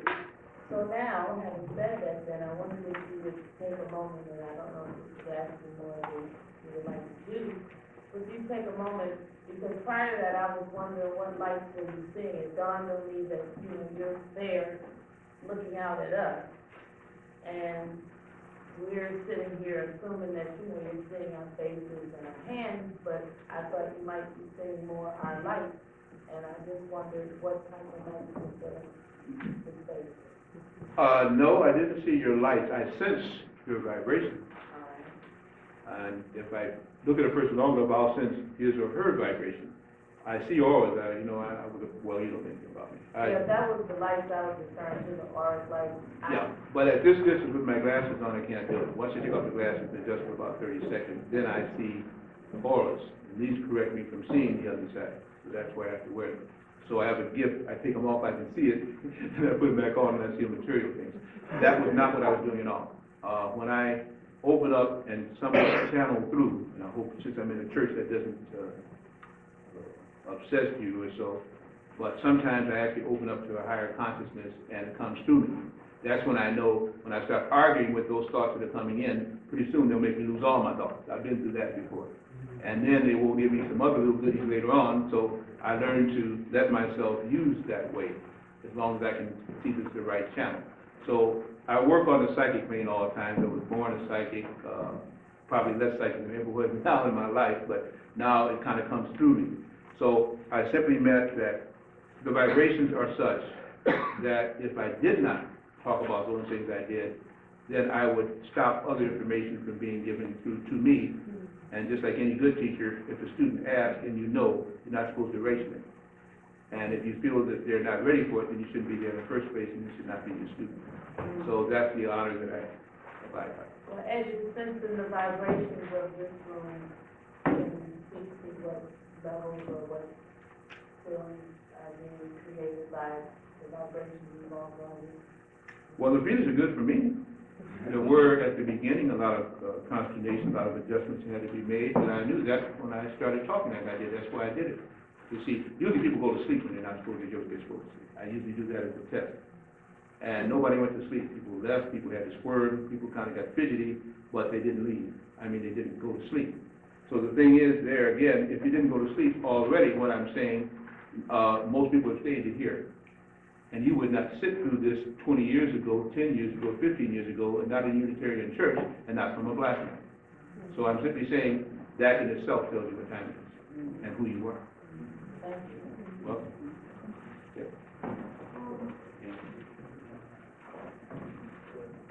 I have,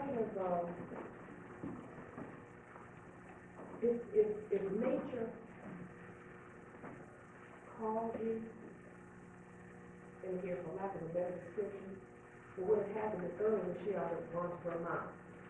But I didn't understand what you said. Well, earlier this year, I had gone to Vermont, and the area that I was in, I believe it was within the Catskill Mountains in Vermont, And I had actually gone for the gathering of the Cherokee Elders, is what they call it. And actually, the scenery behind us, it's a particular area of the mountain range at the top of the mountain that seemed like it was calling me. And I was so drawn to this area, I literally couldn't concentrate on anything else but that. And I was frustrated because I felt like I had to get to the top, but didn't know how, and also the lack of time. And then, also there's a song that I had heard on a CD that I played, that I had heard before. And this one particular time when I played it, it actually had the singing of whales on the song. And this one particular time when I played it, it's like it just literally smacked me because I felt the intense draw to be near the water, or to be near the ocean. And I've never had anything pull on me like these particular incidents in regards to nature. And I appreciate nature, and I'm actually spending more time to look at it and things like that, but how do you deal with things like that? Is it meant for me to go up to this mountaintop, or I can't understand what this drawing sensation was. And it's so intense that I feel like if I can't get back to Vermont, that I need to go like maybe to Kentucky or some other mountains to get the same feeling or lesson or I'm not sure. Well, you could have had a previous incarnation there. You could have soul traveled there. You could just tune to the vibrations, which did something with the minerals and the plants that are there that attached and attracted your vibrations with the minerals and plants that are in you. Could be a lot of reasons. The point is, if it is there, it probably can be duplicated, but not likely. There's probably a special place for you, not just going to mountaintops. If mountaintops are the thing, then you have the Pyrenees. You can go to a lot of places where the vibrations of Mount Shasta, for instance, a barren rock place, but one that's got a whole lot of activity inside. I don't think it's so much the mountains for the height as it is just the resonance that is special to you. Well, it was so interesting that it wasn't just the mountain range, because I mean, it just continued, as far as you can see, it was just one particular area that I kept focusing in. And Well, as I told you, interesting part of it. as I told you, I don't know. The only thing I can say is, if you believe in reincarnation, that could have been a hot spot or a love spot or something for you in a previous incarnation. If you believe in certain zones, as they say, they have what they call vortexes. And I don't want to get into that, there's not enough time for it. But certain vortexes, areas that you are drawn to because it resonates with your spirit, with your vibrations. I wouldn't know unless we had a consultation. We really want to get into a lot of things, or regression, things like that. And I don't know if it's worth that to you or me to take that much time. But that would be, there's an affinity for it, either this lifetime or another, or the vibrations were there. Yes. I'm trying to comprehend, the magnetic increase that you spoke of in regards to the Y2K, because I was going to ask you this question anyway, but you didn't elaborate into that, and that was the most digestible explanation that I heard, even listening to Jerry Norton when not on the show. But this increase as a replacement for electricity, even in our bodies, electricity is told in our bodies. But I'm sure that this will replace the magnets that we're presently using. I remember when we had the metaphysics workshop that you did back in '94, and you introduced us to it, and we had certain magnets on the left arm, that we weren't on the right, because of the blood flow in regards to the heart. And I know you were saying that people that had the heart monitor or something inside of them, that they had to stay away totally from the magnets. But I don't know what the question is I'm trying to develop, but in trying to comprehend the effect that it would have on our whole physiological structure, the change there, the heart, how would that deal with how is the heart, how would this affect the heart, since it's on its own vibratory rates, and electricity is a part of our internal function at this present time? Okay, is this Veronica Does that Muhammad? make sense? Yes, sir. Okay, I thought I recognized it, wasn't sure, and, somebody confused. We'll let it flow. The, pacemakers and stuff, of course, replaces your heart and puts you on a different beat. I'll make a statement to you because you are you and you're around in 94. And this is long before the Macabre was around and Gun Valor came through and started messing up some of my people too. That's what I'm saying. I will simply say this, that the heart is an organ of sight and it's a pump, okay? But others believe it is a pump and an organ of blood flow. Actually, the heart is a valve, not a pump. And it takes the frequency of the blood to open it or clog it.